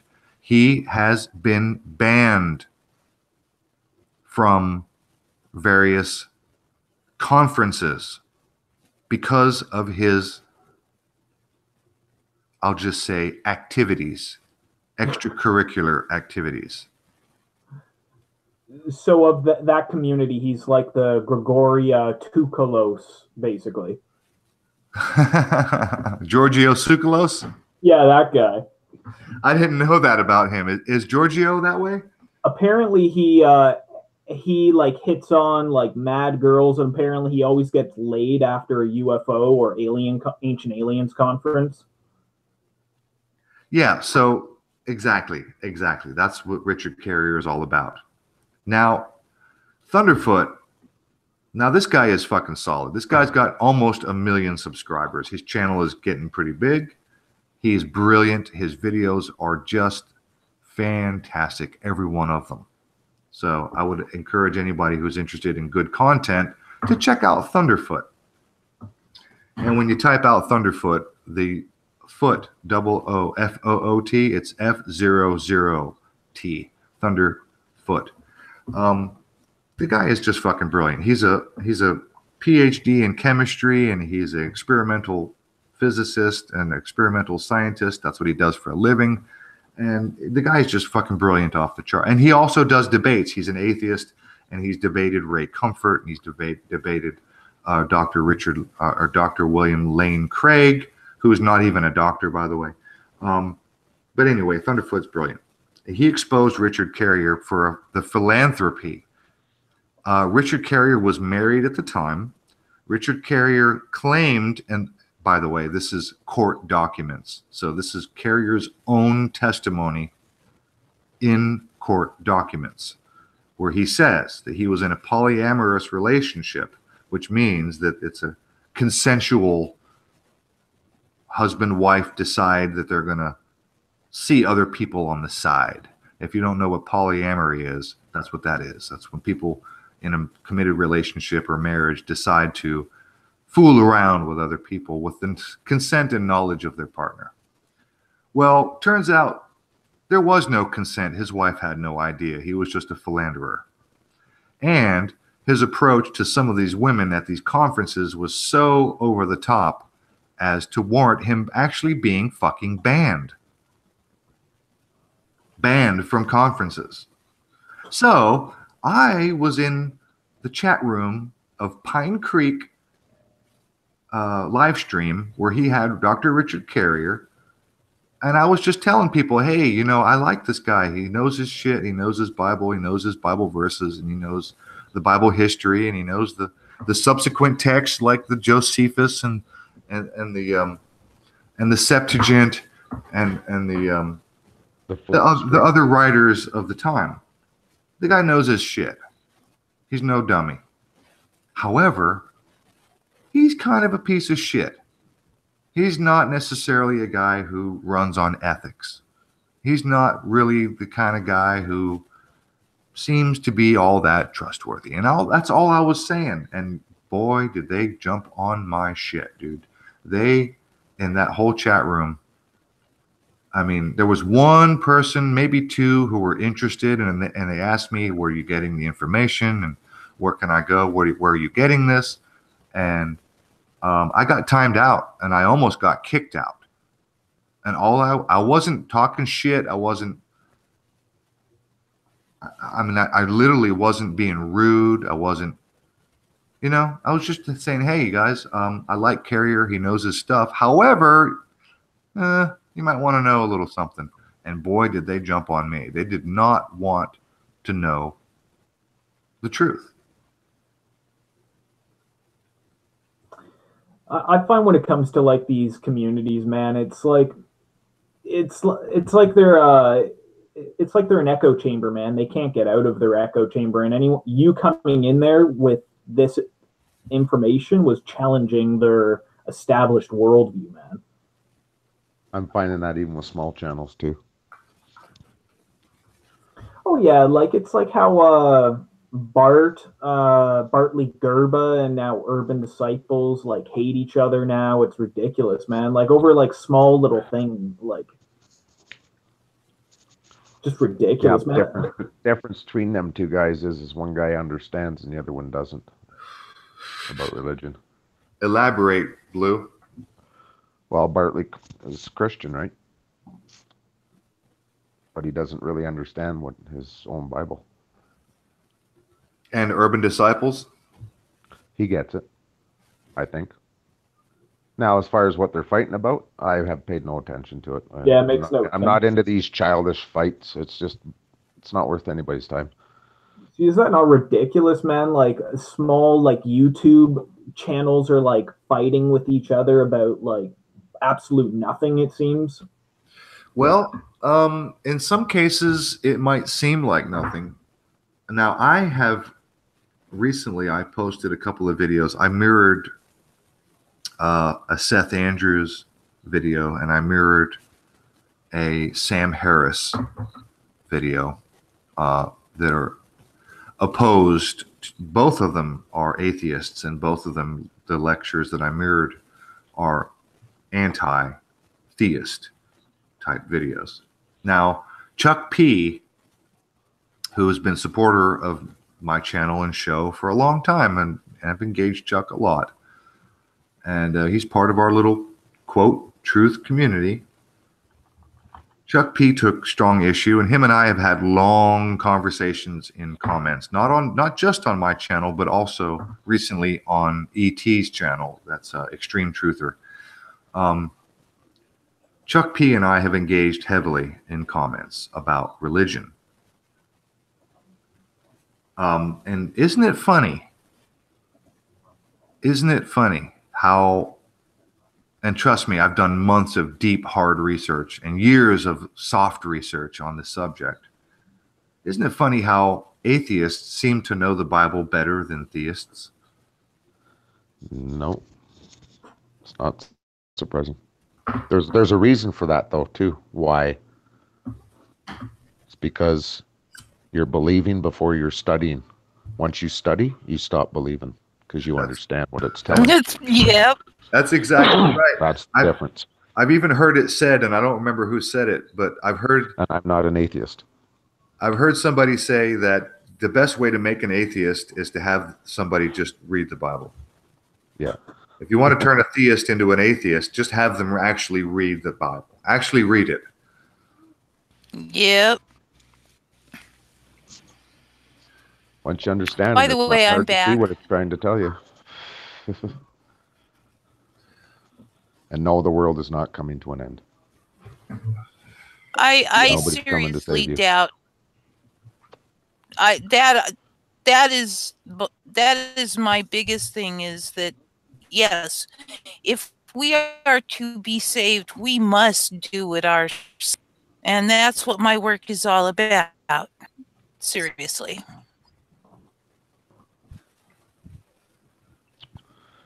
Yeah. We can only say what we know, right? Oh, I just checked the chat, and Adelaide said Fullerton, and I assume she means the Fullerton Informer, the guy in California who's buddy and partnered up with Grindall 61. If that's who you mean, Fullerton, the Fullerton Informer. Not only is that guy extremely religious, but guess what? He's a full-blown flat earther, guys. No. Well, I'm finding that a lot of people I never suspected are flat earthers now. Like it seems like they're crawling out of the woodwork, man. Well, we got a flat earther on our panel, Blue Bloods for Flat Earth. Oh, Well, like, yeah, but I don't consider myself a flat earther. I always thought that water always laid level and it was a plane, and you know, I know that the sun is within our atmosphere. It's not in outer space, so that to me just throws out the ball theory. I don't know the shape of the Earth. Call it flat with hills on it or plane with hills on it. I don't know. Why do you think we're not spinning, and I'm not walking on the side of a ball? I can tell you that. Why do you think the sun is in our atmosphere? It's electrically there. It's electrically there. It's there by sound, resonance, vibration, or what have you, but it's not no nuclear ball of gas 93 million miles away. It's 3 to 9 you know miles. that how? You know that how? Because I've been sun gazing for 2 years. I can see that. I can see it go through the clouds with my bare eyes. I don't need a camera. Once you start sun gazing, you'll see it for yourself. You see it. Besides that, there's been a million shots of the sun in the clouds. Wait, hang on. That's what, eh? Hang on. Sword through the clouds? Yeah, just hang on. Let me just focus on that. You see it go through the clouds. From time to time, yes, depending on the cloud height. And you see probably the moon also go through the clouds. Yeah, and you see right through the moon, so it's obviously not a rock, and it's very close. Now, you do realize what clouds are made of, right? Yeah, water vapor. That's right. And they're not thick. Mm-hmm. They're translucent. Yeah, you realize like that, right? Like a gas, like a gas you can see, basically. Okay. Yeah, and I realize, yes, that they don't necessarily burn up every cloud, but then again, no, without the sun around, you can watch clouds form and disappear, so really. So when you say you see sun and or moon go through the clouds, yeah, are you sure that you're seeing what you think you're seeing? I get where you're going, but either way, I can see that it is not in outer space through some steel dome you would have to have this vacuum of space. That in itself. Why would we have to have a steel dome? Well, how do you have a vacuum go up against air? It's impossible. No, it's not impossible. Then why do we have vacuum chambers made out of steel? It's We don't make vacuum chambers out of balloons. Okay. Because Right? They've done every possible test on Earth in vacuum chambers, and nothing will ignite and stay lit. So how do you? Okay. Well, How first does, of all, that can't work. First of all, this is where the disconnect begins, I think, with flat Earth ideology. First of all, space is not a vacuum. Space is zero. Why does NASA always say it's in the vacuum of space? Because it's easier to understand. Yes. It's not an actual vacuum. It's a plenum, actually. It's it's filled with zero. energy. This space is zero. There's zero pressure in space. Zero. But they also say it's minus 200, right? All the time. And if now, hang on. We can talk about temperature in a moment, but let's stay on this for a minute before we get into too many tangents. Because this happens all the time, especially with flat Earth conversations, that the conversation rails and flies off into a million conversations before any questions get answered. So let's stay focused for a second. First and foremost, space is not a vacuum. It is zero pressure. Now, if we go with the current model of the globe Earth with the gravity, and if we go with that and we understand that the gravity holds our atmosphere, and if you understand that we have 20 miles of atmosphere, if you look straight up over your head, no matter where you are, there's 20 miles of atmosphere, 20 miles thick of air. And the air has weight, it has density, it has mass. 20 miles of atmosphere thick. But yet NASA has claimed to have flown planes at 120,000 feet, which is higher than 20 miles. 120,000 feet divided by 5,260 feet per mile. 120,000. That's 200 miles. Okay. Exactly. So what's your point? NASA's numbers are always bullshit. Wait. What's your point? Well, it's even flat earthers will, like all these big flat earth show channels. So, oh, the sun is 3,000 miles up in the sky.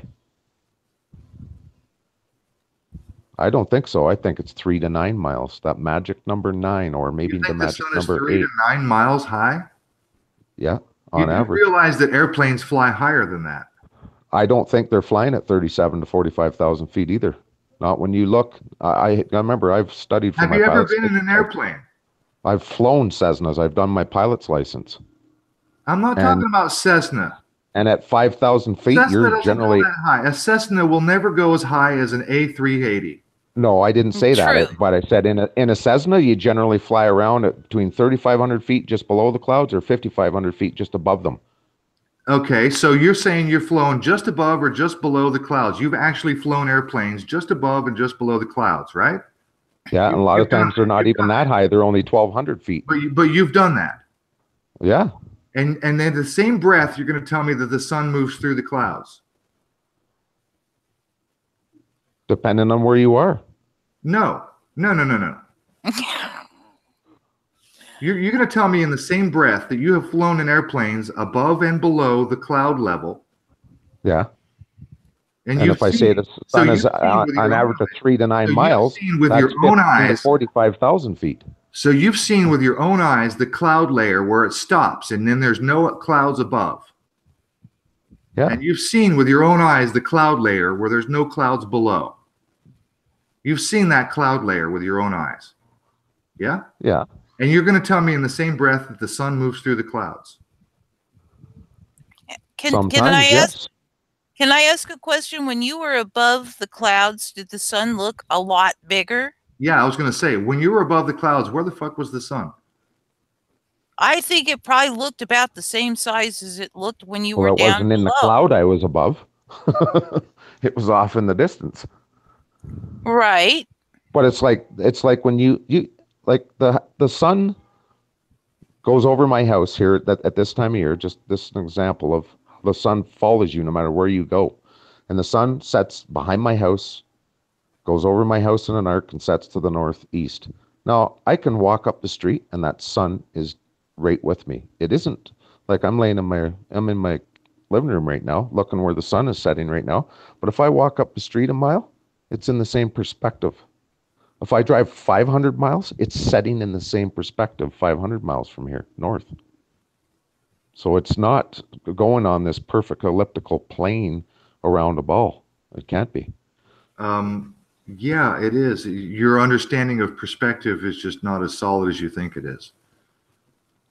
You're just not familiar with perspective the way you think you are. Well, it's not crossing my city from east to west. I can tell you that. It's coming from southeast and going northwest.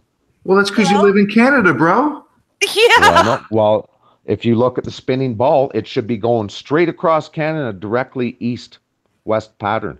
But it's not. It's going from southeast. My house faces directly west. Yes, it goes southeast because it doesn't go over straight over Canada. It never does. Well, I'm just telling you, in my city in Canada, never mind the rest of Canada, it's coming from the southeast and setting in the northwest. You're familiar with it should be going straight across my house from east to west, but it isn't. You're familiar with the Tropic of Cancer and the Tropic of Capricorn. Yeah. You do realize that the Tropic of Cancer is no farther north. In fact, I've got a globe right in front of me. According to that Tropic of Cancer, I've got one of those. I should see the sun to the south all the time, but I don't. It sets. I've got this really way cool northwest. Old world globe, and the Tropic of Cancer. Do you know where the Tropic of Cancer falls? Which is the northern? We have the equator. And below the equator is the Tropic of Capricorn. And above the equator, we have the Tropic of Cancer. Do you know where the Tropic of Cancer falls on the latitude line? Do you know where that goes? It doesn't even go through Canada. You're damn right it doesn't. That's why you don't see it go over Canada. It's always in the southwest. But then how can it be setting northwest of my house right now? It should be way, way south of me then, but it's not. So I think the whole thing is bullshit. Because that whole globe map. Because the planet is tilted. Would that explain? Doesn't know because it still should go from east to west, not southeast to northwest, where I'm at. I can document it for you and show you exactly where it rises. You are familiar. I shouldn't even see it. It should be way south of me all the time. You are familiar with that the Earth has a tilt of 23.5 degrees. According to ball theory from 500 years ago. Yes, according to ball theory. How come none of the ancient civilization Egyptians, none of them had ball theories? You want to bet? Wow. You want to bet? Show me where I'm wrong. What do you have to show me that I'm wrong, that the ancients didn't have the ball theory? But they didn't have no land masses on it. They couldn't have. What? Say again? Did they have the whole land mass that we have now? That's what they showed? They who? Ancient civilizations. Did they have the whole land mass? Well, which ancient civilizations are we talking about? Because some of them actually had land masses that show Antarctica with a land mass that we didn't even know existed until we had satellite radar. Yep. Where we could look through the ice sheet and see where the land was. They had the land masses on their maps. So, yeah. Yep. Yeah, they did. You know, we could argue this back and forth, black is white all day long. Well, it's not an argument. I mean, you either understand physics and perspective or you don't. So let me ask real quick. Look, I don't want to get into a 2-hour tangent on flat Earth, but let me ask you a question real quick. Are you of the flat Earth variety that thinks that gravity is buoyancy? Are you on that bandwagon? No, because I don't know. To me, gravity is just an unproven theory. Where's the proof of gravity? Okay. What's unproven is the way it works. Right. That's the only thing. That's one of the it's a name for a theory that you can't prove. No. Gravity can be proven when you hold your hand out with a pencil in it and let go. Gravity can be proven when you step on a scale. We can weigh mass. We have measurement tools. Yep. We can measure that there's an unseen force. How that force works is yet to be explained fully. Yep. I agree. They don't have a full explanation on how it works. I don't think they have close, but yeah. Can I go off on a tangent for just 1 second, you guys? Hold your thought, Gandalf. let me throw this out there and you can have it. For those who think that gravity is density and gravity is nothing more than heavy things fall and light things float, I would like for you to please explain to me, how the fuck do we have tides? I also would like to ask, just really I'm guessing quick. it's a pumping action in the earth. I also have to ask, what do you think it is that defines the direction things go in? Okay, the tides go in and out. We have a high tide and a low tide. Everybody on Earth from the beginning of time till today has observed when the sun goes over your head, the tide goes in. And when the moon goes over your head, the tide goes in. And sometimes the sun and the moon work together to make what we call a high tide. And simultaneously, on the other side of the fucking ocean, The planet. the low tide. No, the other side of the ocean. So if you're in America on the East Coast and on the Atlantic, you're going to get a high tide, while in Europe they experience a low tide at that exact moment. And it's because the sun and the moon tug on the tides. But that doesn't mean that they have to be in outer space millions or hundreds of thousands of miles away either. No, but it does show that the sun and the moon have gravity and they're pulling on our fucking tides. They have something. Call it whatever you want. And if they're pulling on our tides, what the hell's holding them up there if they're only 300 miles? Could be an electrical pull because the oceans are full of salt, and salt is a great conductor of electricity. But then again, there's places in the world that have 6-hour tides. How do you explain that? And places that rise 6 or 8 feet, and places that landscape, 30. Bro. That's how you explain it. It's called landscape. Sometimes there's a strong gradient, and sometimes the gradient is very slight. And it takes a long time for the water to get all the way in and all the way out. I'm getting curious. I don't know where this argument's going. To me, that does not prove that the moon is a rock in space and the sun is 93 million miles away and a ball of gas. It doesn't prove that to me. I'm curious what Gandalf I stare at the sun every day. It looks to me like an electrical freaking light. Blue, I love you.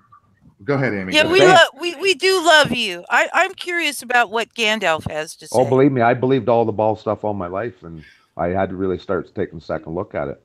Well, you need to take a third look, my friend. You know I love you. You know I love you, but I got to remind everyone that you're the guy who said to me on my other show, I don't know, a year ago, you're the guy who said that rivers flow uphill when they go north and they go downhill when they go south. You're that guy.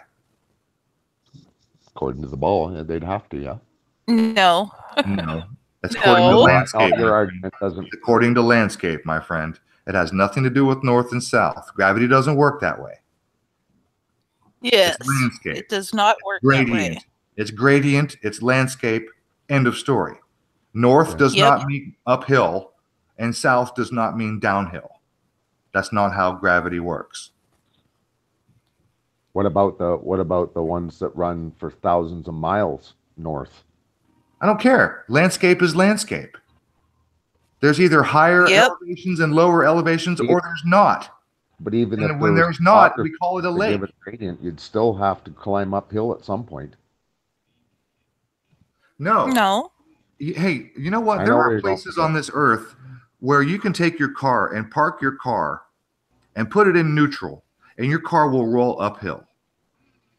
Did you know that? Have you ever heard of these places? There are a couple of locations. Yeah, we got supposedly places like that. Yeah, you've heard of those locations? I don't. Well, guess what, bro? That's a fucking optical illusion. I know. And the gradient is actually downhill. It looks like it's uphill, but it's not. And that's why your car rolls. And that's why rivers flow. Because it may or may not look to you, with your perception, it may not look like it's going uphill or downhill. But guess what? The water will tell you where downhill is every time. Yep. It sure will. Anyway, Gandalf. Anyway, are you still with us? Johnny Supertramp said, "Please explain why my ass looks bigger when he's south of the equator." Okay. I'm gonna tell you guys what just went down. All right. So I'm listening on my phone outside to you guys talk about the flat Earth and all this, right? And welcome to Canada, right? I'm pretty sure a big ass, or maybe 2 or 3 big ass fucking timber wolves were circling me, maybe 2 or 3 feet away from me. Wow. I was like, Wait, say that again. Wait. Say that again. So I heard like footsteps, like slowly pacing, like, and I thought it was maybe the neighbor, like I thought it was one of our dogs, but our dogs are all inside, and I'm like, oh shit, and I fucking like screamed. There were 3. I was just like, holy shit, and they fucking ran, like they jumped, like it scared the fucking hell out of them as bad as it scared me. There were maybe 2 or 3 timber wolves, maybe like 2 feet away from me. Hey, Aaron, I'll leave the flat Earth ball debate at this. Okay. When NASA, for the first time since '58 or whatever they sent their first rocket up, can finally point their fucking camera forward and show us breaking into space for the first time ever, then maybe I'll believe that they're going there. Oh, don't even play that. Don't even play that Well, game. because you know that the clipping and CGI and shit that they do is... Don't even play me with that game, because you know damn good and well that when they do, you and all the other flat earthers are going to say, oh, it's CGI. It's not real. Well, I'm just saying, why didn't they ever do it for fucking 50 or 60 years? There was a reason why they never. I have a theory on that. My theory is that ET put a barrier here just above low Earth orbit so that we can get to low Earth orbit and put up things like satellites and space stations and whatnot. Then we should be taking thousands of pictures of all these satellites floating around above our heads. Where's these pictures of all these satellites? You've got to understand, you take 1,000 of something and scatter them about this planet, that each one will be an enormous number of miles away from the next one. If we've got 40,000 satellites up there, why do we need all these land towers all over the place, man? This Earth is becoming littered with cell towers. What do we need all these satellites for if we got all these cell towers? Or vice versa? What do we need satellites for? Oh, I don't know. TV, radio, military. Well, do you ever notice the satellite dish on your house isn't pointing at... You would lose that. You'd lose that satellite all the time, wouldn't you? So when I take my sat phone and I go out in the middle of the fucking wilderness where there's no goddamn towers anywhere to be found for hundreds of miles, and I use my sat phone to make a phone call, which I've done, how do you explain that? That's troposcatter. Troposcatters. You talking that about the phone has got a bigger antennas putting out a stronger signal, and it's bouncing the signal out of off the sky and picking up what the closest tower it can find. And what science do you have to back that up? Fuck, the U.S. military was doing that from the beginning. They've admitted it. Okay, I'm going to make a note of troposcatter. I'm going to look that up. But I would like for you to try to explain to me how a small cell phone can manage troposcatter. I look at my neighbor's. She's got a satellite dish on the side of the house here, and it's pointed between two trees. I'm not talking about a dish. I'm talking about a cell phone, a sat phone. Yeah, it would be troposcatter. That's what the U.S. military was doing 50, 60 years ago. They were bouncing signals off probably the dome or just a barrier up there of something. Bro, except for one problem with that. There's a problem. What? It's called geolocation. You need 3 locations. You need either 3 towers or you need 3 satellites to get a geolocation. That's not a problem. Oh, troposcatter works with geolocation? So then tell me this. You're telling me troposcatter works with that sat phone you're hooked, that sat phone. Triangulate my exact position within 3 meters with troposcatter? So that's those satellites that you're bouncing off. What happens when they've went around the other side of the ball? How are you getting your signal? Is there just like a multitude of them that link to that? Yeah, there is a multitude that do link. Yes. It's called line of sight. How come all these Earth telescopes nobody's ever shown us pictures of satellites floating around? We've only just got these CGI pictures. Do. Oh, they do.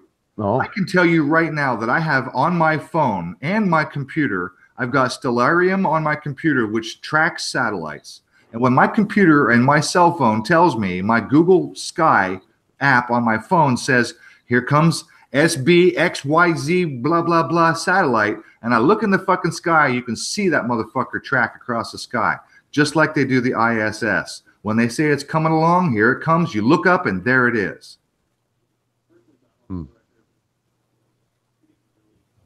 So then you'd lose your signal within 12 hours then, wouldn't you? No, it's called line of sight. That's why we have thousands of satellites, so they can communicate around the world. Wow. Okay. That's what they say. Well, yeah, that's what they say. It seems to make more sense than flat Earth, because so far flat Earth hasn't made any predictions, but ball Earth makes millions of predictions. It's funny though, if you look at all the space agencies around the world, just Canada alone, they launch 200 balloons a month. What are they launching all these balloons for if we got all these satellites in space? Because they're tracking weather patterns. What do they need balloons for if they can, if the satellites are up there doing the same thing? Because the satellites It's always satellite. It's always satellite weather, satellite radar. What do they need all these balloons for? The satellites can see the water vapor, but they can't see the actual wind. That's why. Crazy, because they always show us all these shows on the satellite imagery of the Earth, and they can show the wind and the water swirling and all. Yeah, they're tracking the trade winds, and they're tracking the what's the northern main? I can't remember off the top of my head. There's a main air traffic. The jet stream. Thank you, the jet stream. They're measuring and monitoring the jet stream and the trade winds. That's why. Well, yeah, I can see that for the balloons, yeah. Roof, how much is SpaceX paying you? Yeah. Yeah. Elon, I'm in Elon Musk's back pocket, okay? I guess there should be lots of satellites taking a picture of that car flying around, eh? I'm pretty sure that car is fake. Yeah. That looks fake as fuck.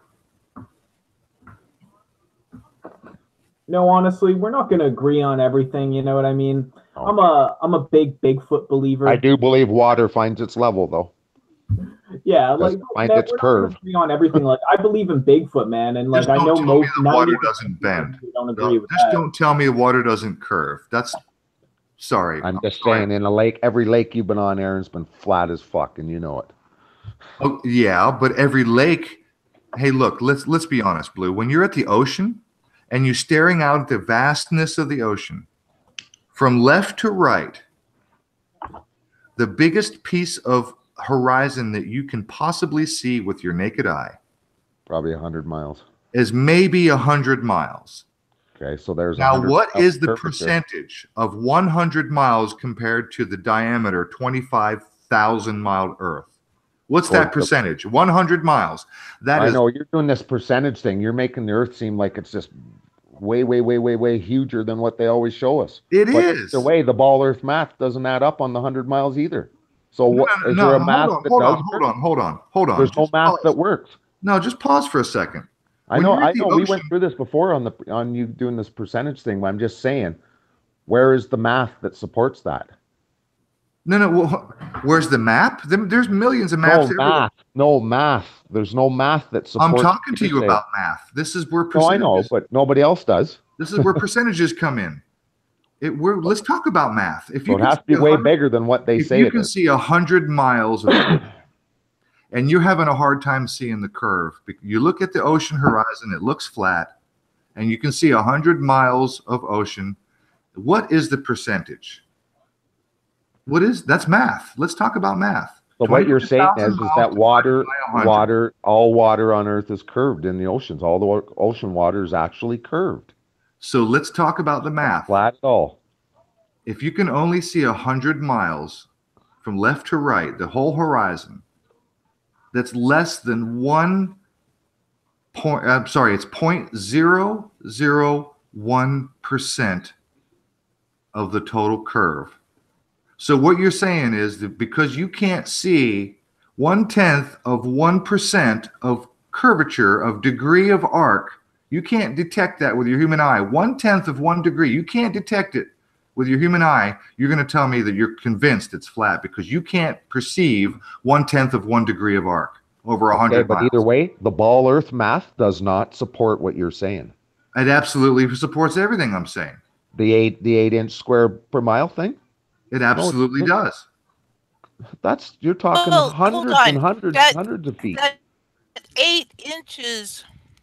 Yeah, the 8-inch per mile square. squared. Yeah. It's 8 inches per mile squared.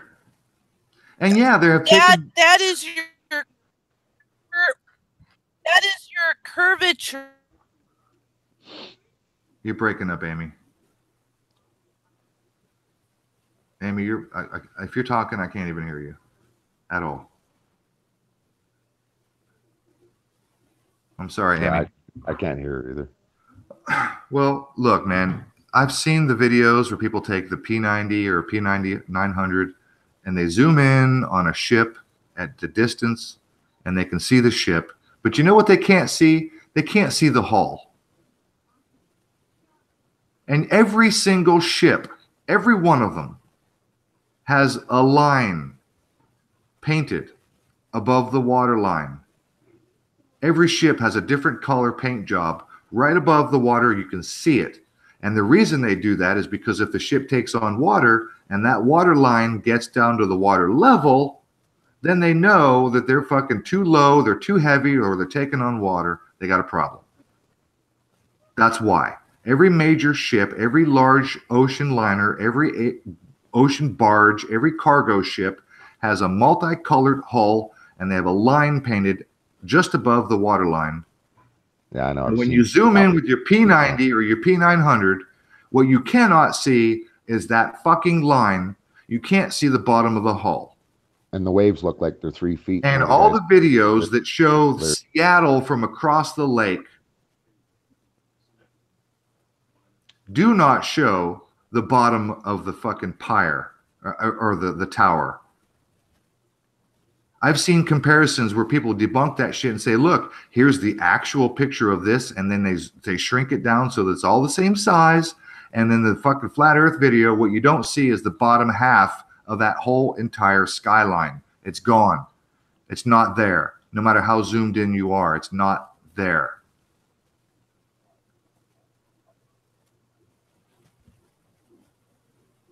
Yeah, I've seen all the videos. Sometimes it looks like the waves are 3 or 4 feet by the ship, but where the guy's filming, there no waves at all, hardly. Yeah, so ships do in fact disappear over the horizon from the bottom up. That's a fact. The sun does not increase its size 3 fucking times according to the laws of perspective when it goes over the horizon and goes over high noon and then sets. If the sun is circling over my head, then you should expect to see the sun expand in size by 3 fucking times. It should be 3 times the size when at high noon than it is at sunset and sunrise. It's not what we see, Blue. It's not what we see. That's perspective. You can't get away from mathematics, bro. You can't get away from trigonometry. You can't get away from perspective. That's how perspective works. When something is far and it comes close, it gets bigger. We don't see that. Well, I definitely see the sun get smaller as it goes away. No, you don't. Get a fucking filter. Get a camera with a good filter so that you're not looking through the glare of the atmosphere or the cloud cover or the haze of the atmosphere. Get a fucking solar filter and prove it to me with footage. And if you don't believe me, go on Wolfie 6120 channel. I think that's the number. Wolfie 62 something. Go on Wolfie's channel. This is a guy with professional equipment. He's a goddamn pilot, and he's a flat earth debunker, and he's got a pile of videos with, go on Red's Rhetoric. He's got the same filter and the same cameras. Go look at people with real equipment watching the sun and time lapse. It does not shrink. Okay, you got me there. It doesn't. All right, we're done. We're done with flat Earth. It appears. I win. Hey, I win. You win. It's a nuclear ball out in outer space. Hey, I don't know. I don't think it is. A nuclear ball, fusion, fission. I don't fucking know. Yeah. I'm not there with my thermometer. I don't think it's out in outer space. I think it's right here in our atmosphere somewhere. At some height. Not very high up either. That's the way I see it. That's what my eyes tell me.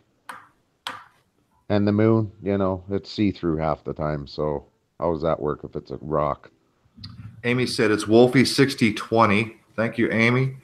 Sandra asked, answer me a question. Anybody have satellites light? What do you mean, Sandra? Do they have their own lights, or what's the question specifically? You might want to. Now, when it comes to flat earthers, what's yeah, Johnny? NASA lies their asses off. The NASA are a bunch of fucking liars. Sorry, Gandalf. Go ahead. Oh, I'm just wondering, what's the flat earthers' opinion on UFOs?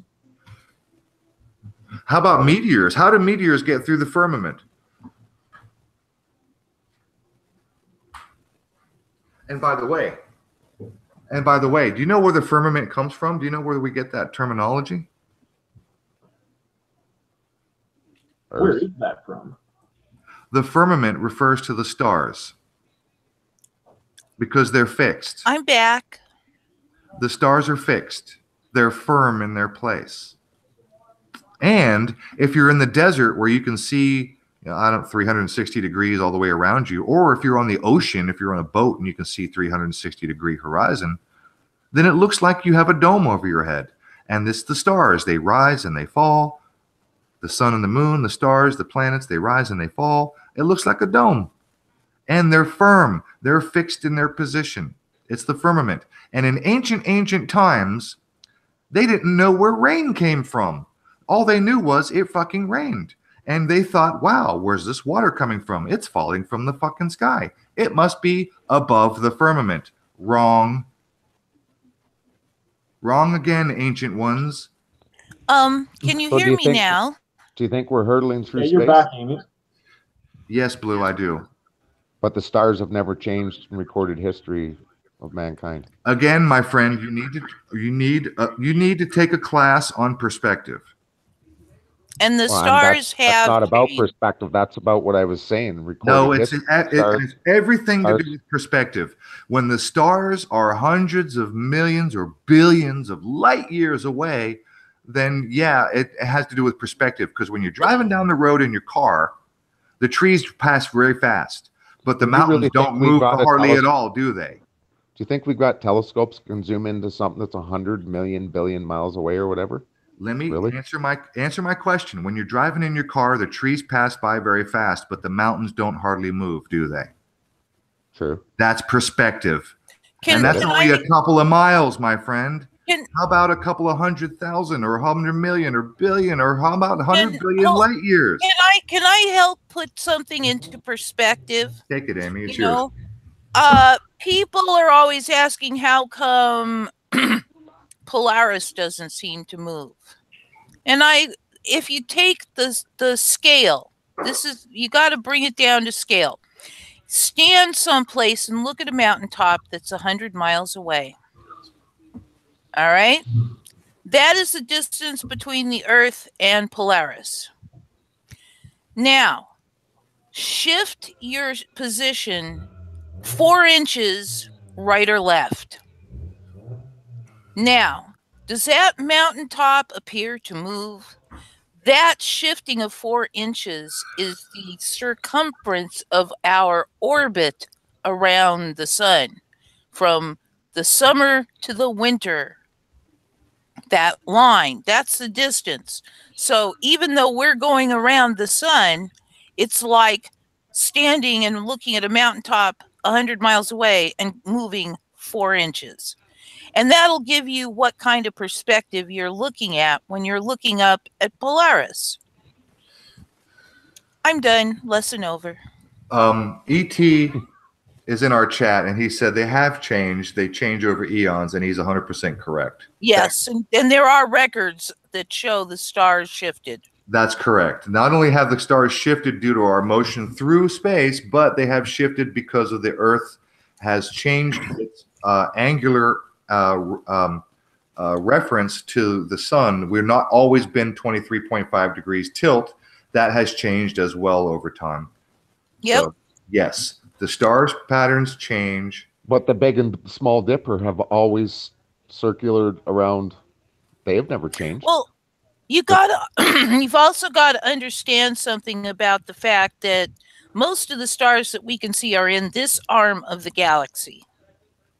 They are all, pardon me, they are all moving along pretty much at the same speed we are, with small, minor differences. That's correct. So, we're mostly moving all in the same direction at the same speed, mostly.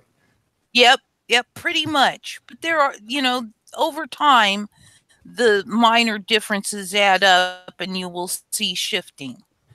But it's a long, long time. A very long time.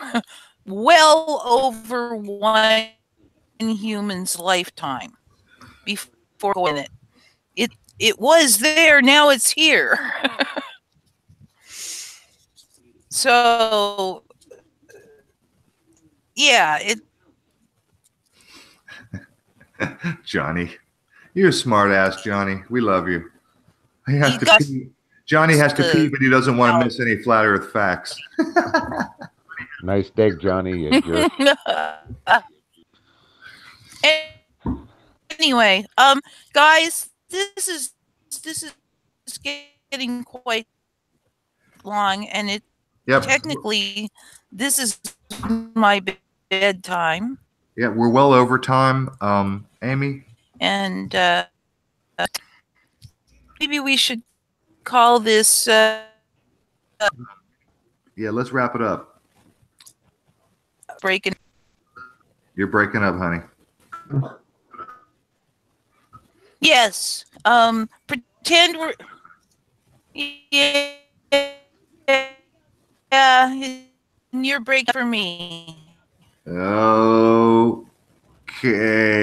Anyway. Amy. Pretend the theme song. Thump, thump, thumpity, thump. Yeah, what happened to that theme song? Oh, well, I can't actually. It's the platform, bro. It's the platform. Yeah. We had Bart was able. Our little theme song, Bart was able to get it going because he's on a Mac, and I don't know if that has a difference or why, but no, it had to do with the fact that he had good speakers and could play the sound. Yeah, so I mean, we can do the outro, but I think the audio has a problem coming through, and it has to do with the platform, or it has to do with our or whatever. But there it is, guys. Love always. Love always, and final thoughts, everybody. Don't trust water levels; they're not accurate. We're not all going to agree on everything. No, that's true. And pick up. We all have our own perspective.